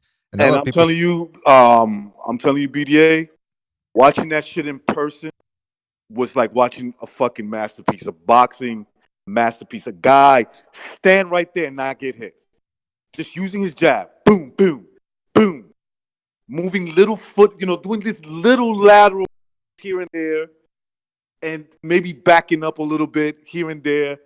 Boom, boom, boom, and just stay right there, and he's barely getting touched. And that's the other thing is, I don't think people understand how hard it is to do what he did. To stay in front of a big puncher, like a huge puncher, not just a good puncher, a huge puncher like David Lemieux, and just move just enough inches to make him miss, but still stay in position to counter. The mental edge and wherewithal that you need to have to do that. I mean, that was his masterpiece. That remains to me I mean, you give him the win against Canelo, the first fight, but and that's a better performance, I suppose, in terms of quality of fighter. But of course, in terms of the level of dominance of compared to Canelo, obviously you're not going to compare the two. Canelo finished the fight and he didn't get dropped. He got winded and hurt a little bit, but he didn't get dropped. Dominated. He lost the fight because he wasn't stronger. He lost that fight because he wasn't stronger than Golovkin. The second fight, he held his own. Right? You're not going to say no. You know, Canelo was stronger. He was just stronger. No, he won the fight because he held his own, and it was a competitive fucking fight. It was a great fight. I thought he lost, but you know, it is what it is. I'm not going to argue with anyone. It was a close fight. The Lemieux fight is really the one where, I mean, 2 years, just 2 years before the Canelo fight, and he was just a completely different fighter. Better reflexes, slightly faster. I mean, that Triple G put him in there against anybody, and he's a problem for anybody in the history of boxing. Trust me on that one. Also, so it brings up the question. It brings up the question about whether we're going to get a third Canelo Triple G fight, because Canelo, the biggest name in boxing right now, is coming down in weight probably. Yeah, he did vacate the title, right? Light heavyweight, so he's going back down. Light heavyweight title, yeah. So he's either going to fight his BDA. Yes. They DAZN paid him a lot of money to get the rights to Canelo because they know he's a big star. So they expect something back. You know, they expect return on their investment. Yeah, he can fight a bomb once in a while, but he's not gonna. They're not gonna take this line down. They're gonna say Triple G, Callum Smith, or you're gonna get sued, or we're just gonna not protect you anymore. Maybe, yeah. It could happen that way. And here's the other thing I want to mention. I think obviously most people would make Canelo the favorite against Golovkin after Golovkin's performance against Derevchenko and the fact that Canelo just knocked out that light heavyweight. But man, don't forget, when Pacquiao was knocking out welterweights and Marquez was going up in weight, and people were saying, "Oh, you know, Pacquiao's gonna blitz through Marquez." Well, guess what? Styles make fights. Sometimes a style will give you trouble no matter what. And I still think if Canelo wants to beat Golovkin, he's going to have to go through hell, just like Derevchenko went through hell. I mean, look at his face after the Golovkin fight. It's not like he walked out of there with a nice little pretty fairy face. I mean, you know. BDA, they both know each other. They went 24 rounds with each other, so it's just gonna be a back and forth. Whether Canelo wins or not, it doesn't matter. Triple G knows his game, he knows what he does and what he can't do. And same with Canelo, so they're just gonna cancel each other out.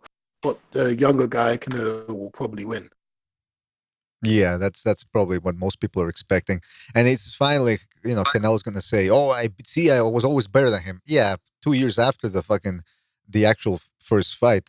But you know what? That's the way boxing is. I don't think. I hope people don't get too pissed off if that happens. But it begs the question: what's next for Canelo? And can he stay as dominant? I mean, is he going to get another loss finally this decade? Chances are that obviously probably yes, but it's going to be interesting to see who he fights. Also, the other thing is the Errol Spence. I'm interested to see because I've said it before. This guy is not any guy that's as hittable.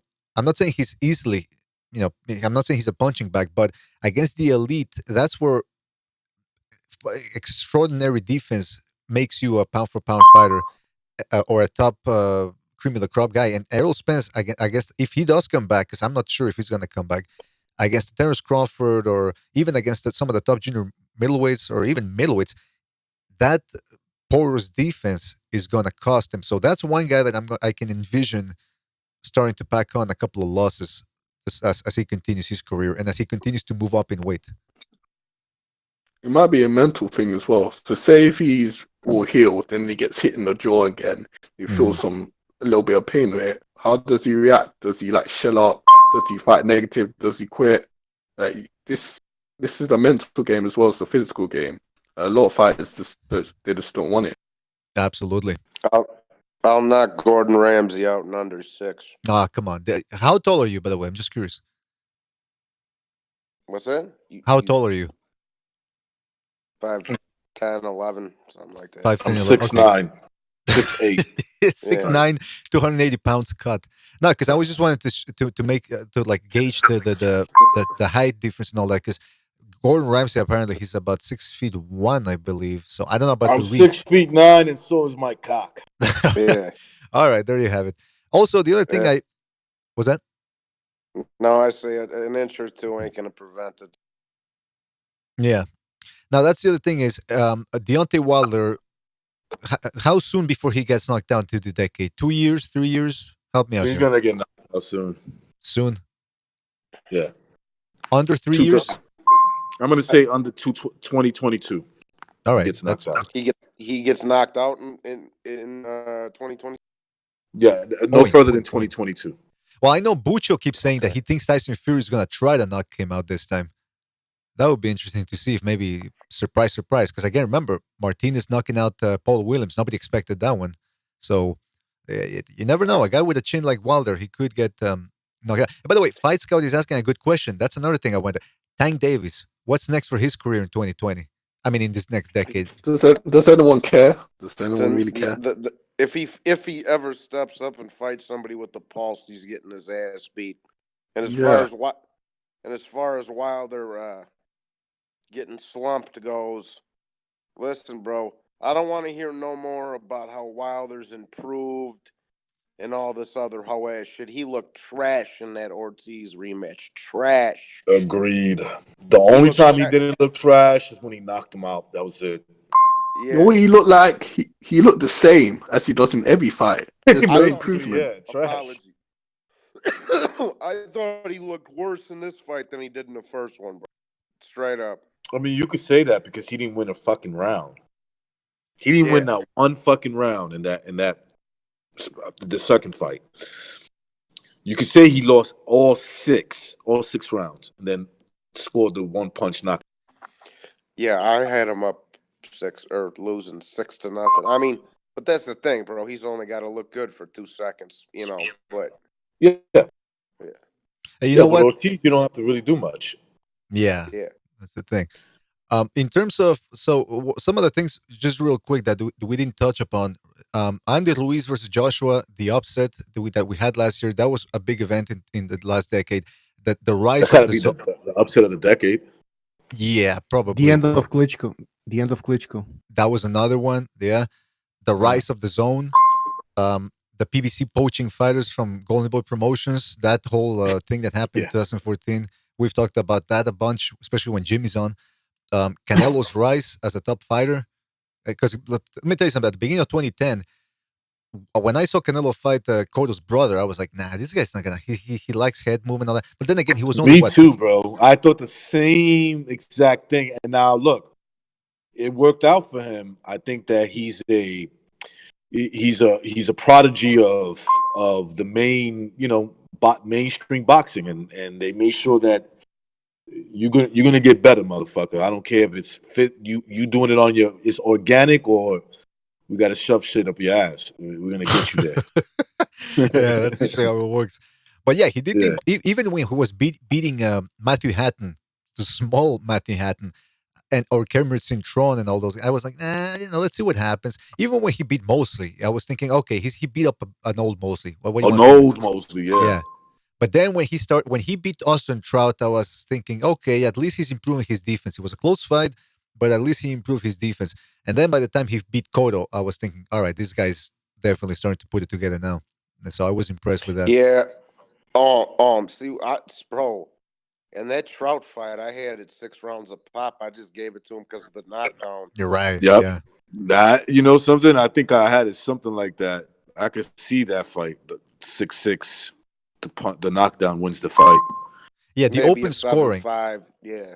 The open scoring ruined it because they had open scoring that night, and it's just I'm glad they got rid of that because I know they were trying that for about since 2007, but then they just decided to cut it loose because it's disgusting. It makes no sense to have open scoring. What the open scoring?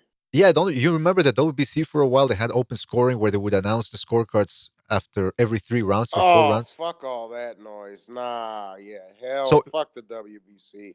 so if it worked against Trout because they were announcing that Canelo was ahead. So then Canelo, if he got tired, all he had to do was play, rope-a-dope and make Trout miss, and he didn't have to press forward knowing that he was ahead on the scorecard. So that ruined that fight. Not that it was a great fight to begin with in terms of action, but it was what it was. Also That's something. Yeah, go ahead. that's like no, I was just gonna say that's like playing 7 card and letting everybody know at the table that you got 4 of a kind, for Christ's sake. Exactly. Yeah, it completely defeats the purpose of the fight. Also, another big event of the last decade, HBO packing it in. I mean, these guys were around airing boxing since the 1980s. They changed the boxing landscape, completely changed it, took away boxing from the major free networks. And all of a sudden, they decided, you know what? It's time to move on. They wanted to do their Game of Thrones, their Westworld, their fucking, what's the other one they got now? Watchmen or whatever, which nobody's watching that. Watchmen, nobody's watching that. Nobody's watching, man. Oh yeah, so here's my guys, real quick. I'm gonna ask you your predictions, but I'm gonna give you mine to get them out of the way. Predictions for 2020: we're going to be seeing the first major pound for pound Chinese fighter. He's gonna make it. He's gonna have tons of fans because obviously there's about 2 billion Chinese people with the same haircut, and there's gonna be controversy because it's gonna turn out that he's gonna say that the secret to his success is the nice, disciplined governmental regimen that goes over in China, and two, he's gonna say that he eats dog. And the Western media is going to have a fit over that. They're going to say he's an asshole for doing that. And he's going to say, I don't care. I live in China. Try to get me there. So that's one of my predictions. But recognize, what the hell is that? Are you making popcorn in the microwave? My bad. Listen, I'm at work, right? Oh, okay. And this fucking alarm that's going off saying that the elevator safety alarm keeps going off, but it's totally fixed. This fucking thing is just going off for whatever reason. So it's like a triggered alarm that we're trying to figure out. And someone trying to rob the elevator. No. Rob the whole elevator. Just pick up the whole thing and just drive away with it. That's probably got a bad connection. You know what's crazy? We got a bunch of 20 years, 10 years, 15 years techs here, and we can't figure out how to get this shit off. What? It just keeps making this fucking noise. Yeah, we don't know It's what the fuck it haunted. is. It's haunted. That's what's up, man. You got a haunted Did you elevator. try plugging it out and plugging it back in? We tried everything, everything. As if there's just a fucking cord going into an outlet for an elevator. We think it's a ghost. No, actually, whoever said that, I think it was BDA. We actually think it's a ghost. It's just like on top of the elevator. That goes off when like somebody, a body is in the elevator shaft. Damn. And it's about to get hit by an elevator. That's what's going off. That's to let us know, don't move that elevator. Don't move it because we have somebody. It's a sensor. That's what it is. Right. There's nobody in the shafts. It's totally clear. We don't know what that's the fuck is that's that creepy, man. That's creepy. It's the ghost of Jeffrey Epstein trying to tell your message recognized. Well, he did die in New York, so. Yeah, that's right. That's right. Yeah. Oh, he killed himself. Excuse me. He Yeah. killed Yeah. himself. That's true. That's true. He snapped. I don't want to get your show banned. You can't wink, actually say. Wink, nudge, nudge. Yeah. Also, calm down, Alexa, YouTube. We know he killed himself. Yeah, so did Alexis Arguello and Arturo. Rest in peace. Yeah. Oh yeah, that was another one. All right, here's another prediction I have: the battle of the apps. Fox Sports is still gonna keep on showing fights, but they're gonna be relegated to smaller cards because they're not gonna have the money. They, according to Jimmy, it's only a matter of time before they realize they can't give all the PBC guys a date on Fox Sports. There's only so many days they can give. So I think Fox Sports is gonna bow out, or they're gonna try to create some sort of exclusive app, the way ESPN is doing for boxing. The Zone is gonna continue. What? Go ahead, BD. I'm sorry. Well, no, the Zone, ESPN.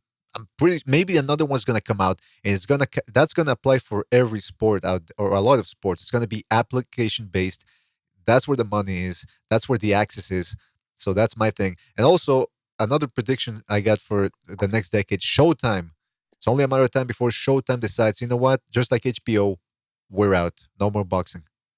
Listen, HBO was the greatest boxing network of all time. That was the platform that everybody fought on for 50 fucking years, except they'd have Friday night fights on ESPN once in a while. Yeah. Rest in peace, HBO Boxing, the GOAT. Hands yeah, down. Johnny Boy, for a while.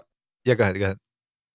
No. And then I was just going to say, have you taken a look at Fox's fight schedule? It's fucking appalling. It's disgusting. It's J-Rock versus a bum. That's headlining a card. Caleb Plant fighting a bum. That's headlining a card. Danny Garcia fighting a bum instead of being a fucking pussy instead of taking the Pacquiao fight. Fighting a bum. And then there's another one up there. Who the fuck is it? Santa Cruz, I think. No. It ain't Santa Cruz because he just fought on Wilder Ortiz's undercard, I think. Is it Benavides or? No, it's not Benavides. I can't think of who the fuck it is, but it's just four just terrible fucking cars, bro. Yeah. Hey, but at least you don't have to pay for the application. That's the excuse they're gonna come up with.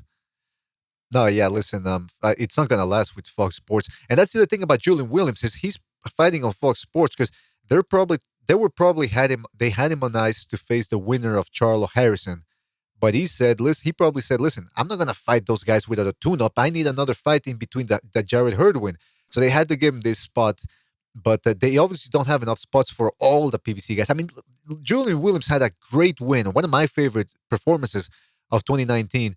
And they just kill his momentum, not doing anything. Okay, Johnny Boy. Just to recap, I had the ESPN schedule here. Showtime. They're going to start off the year with a little boxing. Clarissa Shields versus Ivana Habazin. Okay. You mean Ray Finkel, aka Einhorn?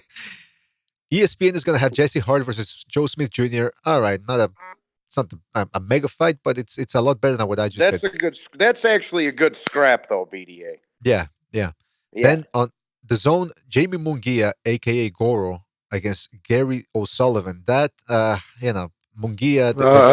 That's ass.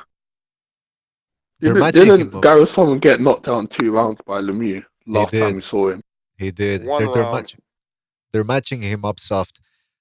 Showtime, another fight that nobody really knows what the hell's going on. Vladimir Shishkin versus Ulises Sierra. ESPN coming up with a dud. Eliader Storm Alvarez versus Michael Seals. Oh, no, hold on. Is Michael Seals undefeated? No, I don't think he is. Then Julian Williams versus Jason Rosario. Come on. Yeah. Like another Showtime card. Danny Garcia versus Ivan Rekach. I mean, come on. And Jared Hurd versus Francisco Santana. Come on. The Zone. The Zone is not doing any better, man. Demetrius Andrade versus Luke Killer. Come on. Who wants a... At least they have Tevin Farmer versus Joseph Diaz Jr. That should be an interesting fight. That should be the main event instead of fucking... Bro, I just told everybody on Discord I'm fucking removing my DAZN subscription for the first 3 months of the year just because I don't. The only fight that's relevant to me, and doesn't even pique my interest that much, is Mikey and Jesse Vargas, bro. Right. I'll keep the $80 and renew it in May when spring rolls around. Yeah, that's a good point. That's not a bad idea, man. That is not a bad idea. You know Finally, what I'm saying? Strong charge is going up to 50, right? I think it's still. I think ESPN is about 12 a month or 5 a month. ESPN Plus is $5 a month, bro. Yeah, $5 a month. There you go. But you know what? To ESPN's credit, what the hell? China? I didn't know it was going to be in China. Jose Ramirez, Victor Postal. So guys, we gotta wait a month for a good fight, but at least it's made. Jose Ramirez, Victor Postal in China. I guess we're gonna have to stay up or wake up early in the morning to watch that one. But okay, Get that Chinese money. That's right. Yeah. That China. Hello. Speaking of Chinese, they should make Browner move there so he gets to deal with the one-child policy. Oh, come on. Come on, man. I think that will actually help him. I mean, for the first couple months of the year, I mean, other than Fury Wilder, which is ESPN, and Fox split pay-per-view. I mean, I'd say Victor Postal and Ramirez is the best fight in the first couple of months. Absolutely. Yeah. And then from Biloxi, Mississippi, great city. Jordanis Ugas versus Mike Dallas Jr. Another dud. Come on. Then we have the Zone coming up with another fight that I go, what the heck is this? Kell Brook making his return against Mark DeLuca. Mark DeLuca sounds like a guy. He sounds like my ex-bookie in New York. Look at this guy. He's from... What's his name? What's his name? DeLuca. DeLuca. Oh, DeLuca. Yeah. He's from Whitman, Massachusetts. He's 31 years old. Is his name Leo DeLuca? Leo DeLuca. Okay, so and then you get Kid Galahad in the undercard. Again, are you really going to keep your... You know what? Jody Boy's idea doesn't sound so bad. Cancel your DAZN subscription for the first 2 months. Showtime. Oh, look at this one. Gary Russell Jr. versus Tugstocked Nayambayar. Yeah, whoever. I don't even know who that is. That's Gary Russell Jr.'s fight for the year. That's his fight for the year. Some guy we've never heard of. Yeah. He just fights once a year and then just disappears. Yeah, and then we got to hear for another year. Well, I hate white people. I want to fight Lomachenko again. Yeah. Or we got to hear about him wanting to fight Leo Santa Cruz's father. Trying to beat up a guy who has got cancer. That's great. Bro, what's next? Listen. Now that my old man has cancer, I'm telling you, bro, if that fool... if Leo Santa Cruz just ain't cut like that, bro, but I swear... Like, if he had done some shit like that, it wouldn't be no boxing match after that, bro. I'd just shoot the motherfucker. Like, real talk. Well, hold on a second. We just got to say, he's speaking metaphorically. He's not saying that he would actually do it. I'm saying, put disclaimer. Put disclaimer up. If I was Leo in that situation, I'd like to chop his head off. I got the disclaimer up as per apology suggestion. Sorry. That's okay. Okay, so finally we get a great fight, fantastic mega fight. Ryan Garcia on February 14th taking on Francisco Santana. I like that fight. Of course, BDA. Well, come on. That's a great fight. BDA, I just went on a rant about that on the Discord. How the fuck you gonna put Ryan Garcia versus a bomb on the same card as Jorge Linares versus a bomb instead of just having them two cats fight each other, bro? Like y'all are that's some sucker shit, bro. Johnny boy, let me And I school you. like this. I like the zone. They had some good fights last year. Don't get me wrong, but that's kind of some. That's some PBC type shit right Mhm. there. Let me BDA. let me let me let me school you on the boxing business. All right, Ryan Garcia is the next big thing. Now you can either hop on the train now, or you can do it 2 years from now when Ryan Garcia becomes the megastar that he's destined to be, and then you can say, "Oh, well, you can lie to me straight to my face and say, "Oh, I was always on the bandwagon." No, no, no. It's either now or never, Johnny boy. All right. Okay, What's it never, gonna be? never, Never. All right, there you never. go. We'll I'm talk on the after the show. Teofimo. I'm on the Teofimo bandwagon though. Now I'll tell you that. Even though me and his pops got into it, All right. Yeah, yeah, Wait, yeah. I remember that. what happened, Johnny? I never told you about this. Well, Not to here, check. me, no. Well, I was given to like, bro. This was like one of my first videos I ever put up too. It was like a year ago. I was talking. I'm like, man, Teofimo. It was something like Lomachenko. See, I called this shit because I'm a fucking god, but I was like, Teofimo Lomachenko's gonna be the fight in the future. To happen. You know what I'm saying? And like, yeah, little kid looks good, bro. He's knocking heads off.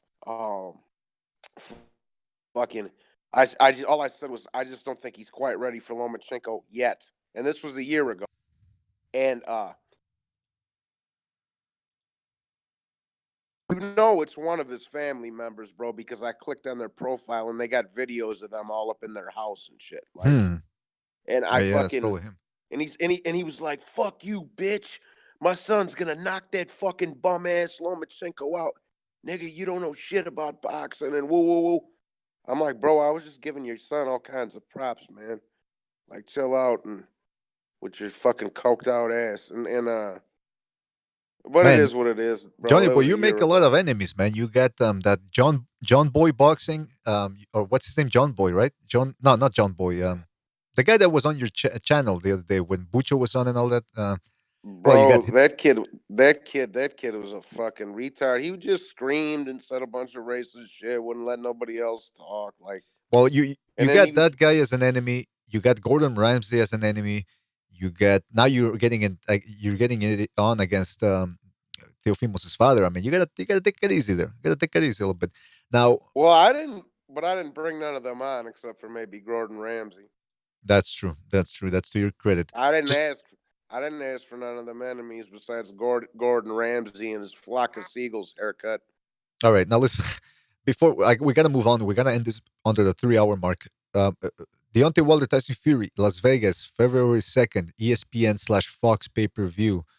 The Zone has some card in Italy. Then you have February 29th, Mikey Garcia, Jesse Vargas. That's in March 7th, Italy. that's in Frisco, Texas. A lot of Mexicans there. Then you Oh got yeah. March the 7th, Adam Nowacki against the dreaded TBA. Again, Fox Sports not necessarily knowing who they're going to match him up against there. Callum Johnson versus Igor Mikhalkin. That's going to be an interesting fight because, I mean, if Callum Johnson. Oh, wait a minute. Callum Johnson, not Callum Smith. No, no, no, no. Who's this guy? Igor Mikhalkin, 23-2. Nah, that's not. Nah, no, no, no, no, no, no. What is this fight? Sorry about that. I thought it was Callum Smith. Again, look at this. Man, no, there's nothing planned here, man. That's it until March. Maybe there's going to be some new fights popping up by February, March, but for the moment, that's what we got, people. Slim pickings, I have two predictions to make, BDA, for next year. Okay. please. Number one, all these PBC pussies are going to avoid Pacquiao like the plague, except for Sean Porter, and he's going to end up fighting him at some point this year. Okay? Mikey Garcia just ran to the Zone to sign a one-fight fucking deal. This fucking flip-flop motherfucker. He went from fucking Top Rank to PBC to the Zone because he's scared of everybody because he knows he'll get his fucking Lee Van Cleef sombrero knocked off. But anyways, that's one prediction. They're all gonna run from Pacquiao, all those pussies. And number two prediction. Errol Spence is all over here talking about he don't want no tune-up fights. He just wants to jump right back into a. And I'm going to tell you right now, they're not going to do that to Errol Spence. Yeah, I don't think so. They're going to throw him in there with some bullshit. This is the PBC we're talking about, guys. Come on. You think they're going to throw him in there with fucking, Sean Porter again right after he's got thrown out of a fucking Italian, after the Italian car beat his ass? Bro, and I'm going to tell you right now, if the next good person Spence fights is going to smack him, bro. He's fucked up, and they're trying to hide it. I think so. You know what? Yeah, I think Spence was bluffing when they put him there in front of the cameras just to announce that he was going to come back without a tune-up. I said, nah, this sounds like a bluff, man. They're trying to bluff somebody because the name of the game is your appearance, and if you give the appearance that everything's okay and that you're still in the game and you're powerful, it forces other people to react around that. But I think the insiders know that there's something iffy going on. I mean, the whole situation was the fact that he got thrown out of a car and all he had was a couple of scratches. I mean, no. Something's going on here. Something smells fishy, and I don't like it. All right. Listen, that's about it, man. We recapped the decade. It was a good decade. Hopefully, this decade is better than the first year or the first half of the year is indicating. But I love boxing, man. Was that? Go ahead. One more prediction. If Jose Ramirez and Josh Taylor fight for undisputed, Jose Ramirez knocks him out. Remember, you heard it from me first. I got another prediction. It's going to shock everyone. Somebody's going to be fighting of the decade. Oh, that's my prediction. Yeah. You're going out on a limb. Wait, you're going. Well, you're going all out, recognize. Yeah, you're going all out, man. Jeez, talk about a fucking great prediction. No, I was gonna say somebody's gonna win fight of the decade, and we don't know who his name is. Oh, yeah. Jeez. I mean, you're blowing my mind here, man. You're blowing my mind here with those predictions. Go ahead, apology. Well, my prediction of decade is finally we're getting the East European takeover, and we're actually going to get good fights because most of these East Europeans are not afraid to fight each other. So that's my prediction. None of them are. They're cut from a different cloth, like some. And there's a nice dislike about them with each other. Yeah. You know where I learned that at, Johnny? When I went to go watch Derevianchenko and Golovkin. Yeah. I was like, yo, these fucking Ukrainians don't like Triple G. They really didn't like him. I mean, you got the Russian, you got the Kazakhstan, you got Ukraine, you got the fucking Croatians, you got, You know what? I think it really showed itself in Chicago. Yeah, Usyk, there's a shit ton of them. In Usyk, when it was Usyk versus when he made his heavyweight debut, and you had Bivol on the undercard against that tall fucking Dominican dude, whatever he was. And they were booing him, and he said, "That's okay. I'll fight your fighter too." Damn. You know who he was talking about, right? He's talking about Vosdick. Yeah. Oh, jeez. That's what. Yeah, that's the thing, bro. There's a lot of Ukrainians out here. There's a lot of Serbians. There's a lot of Polacks, bro. Like, I don't know how them boys feel about Russians. I don't think they like them too much. Yeah, fellas. That was our recap of the decade. It was fantastic. We went down memory lane. Possibly next episode will be about the last year. We're gonna do the recap that year or maybe we could do something different. Definitely, since this month is gonna be a little scarce when it comes to boxing. Guess what, people? Second Rennie is back. That's shorty. Finally. BDA, and I have one last thought.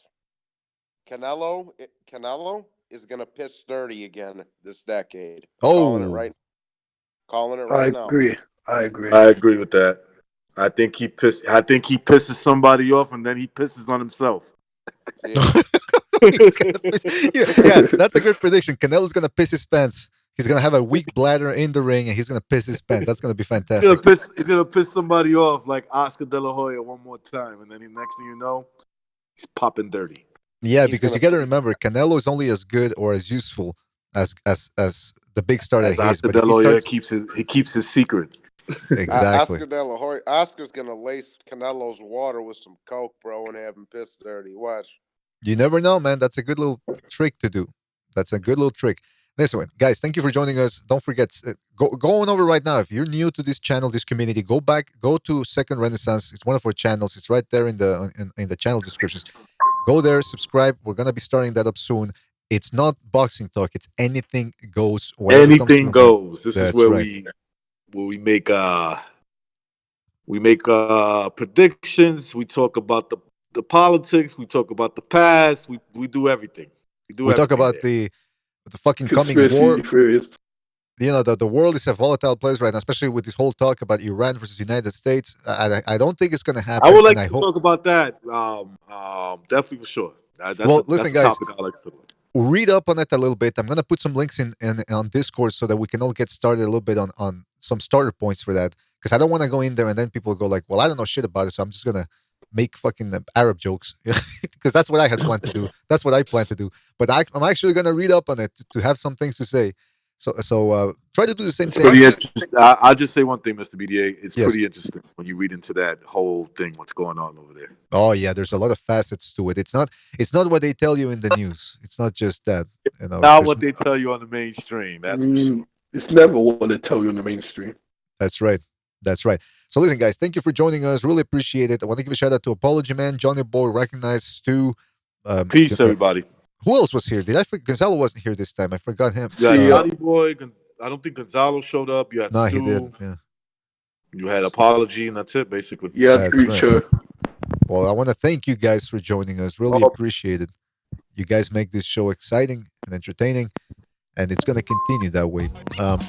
Also, want to give a bit of a shout out to. Hold on a second here.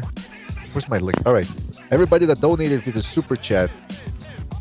Dirt and Boxing, aka Michael Stott, Apology Man. Thank you for your contributions as well. Chris K. Shout out to those guys for their contributions. Am I missing somebody here? Hopefully not. The page won't go all the way down. But thank you guys for your contributions. You make this show, you keep the gravy train rolling with your contributions. Because of your contributions, we were able to send Bucho over to Saudi Arabia. It covers the costs for the Spreaker page and for the phone calls. That we do take phone calls. That we gotta get a Blog Talk subscription for that. But thank you guys for your contributions. You keep the show going. Don't forget to like, subscribe, going over to the Discord. That's where the party happens, even if there's no episode going on. So take care, guys. Have a good evening. Enjoy the rest of your weekend, and we'll catch you on the next one, folks. Second Rennie, coming soon. I'm disappointed in every one of you. I'm sorry, I don't mean to offend you. I'm disappointed in every one of you. I kiss you on the mouth. No, I'm not cool with that. Just, I'm sorry. One more time. I'm disappointed in every one of you. I mean, I'm dealing with degenerate animals. I'm disappointed in every one of you. Disappointed in every one of you. All right, come on. Honestly, I can't do it, man. I'm disappointed in every one of you. Let me tell you why. It's gonna be all right, Nicky. Go ahead, shoot. You just killed a fucking man. What are you going to do about it? You're heavy because you got nothing. You don't got a thing. You're heavy because you got nothing. Lobito! Got nothing. I want to get out. I want to get out of this rat hole. I want to get online. I need BDA Boxing.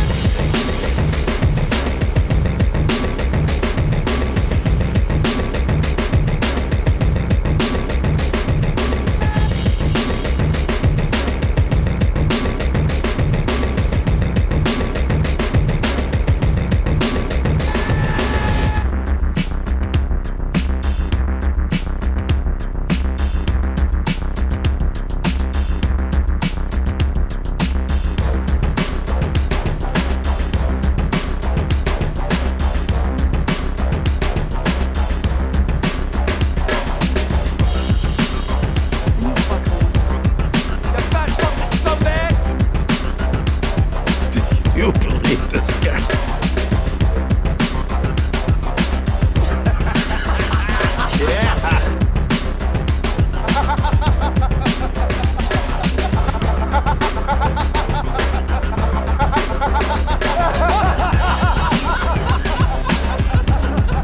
It's common knowledge the guys you're talking. It's common knowledge. monster guy shaitan. Y'all ready for this? We just getting started, honey. Y'all ready for this? Y'all ready for this? Y'all ready for this? We just getting started, honey. Started, honey. Started, honey.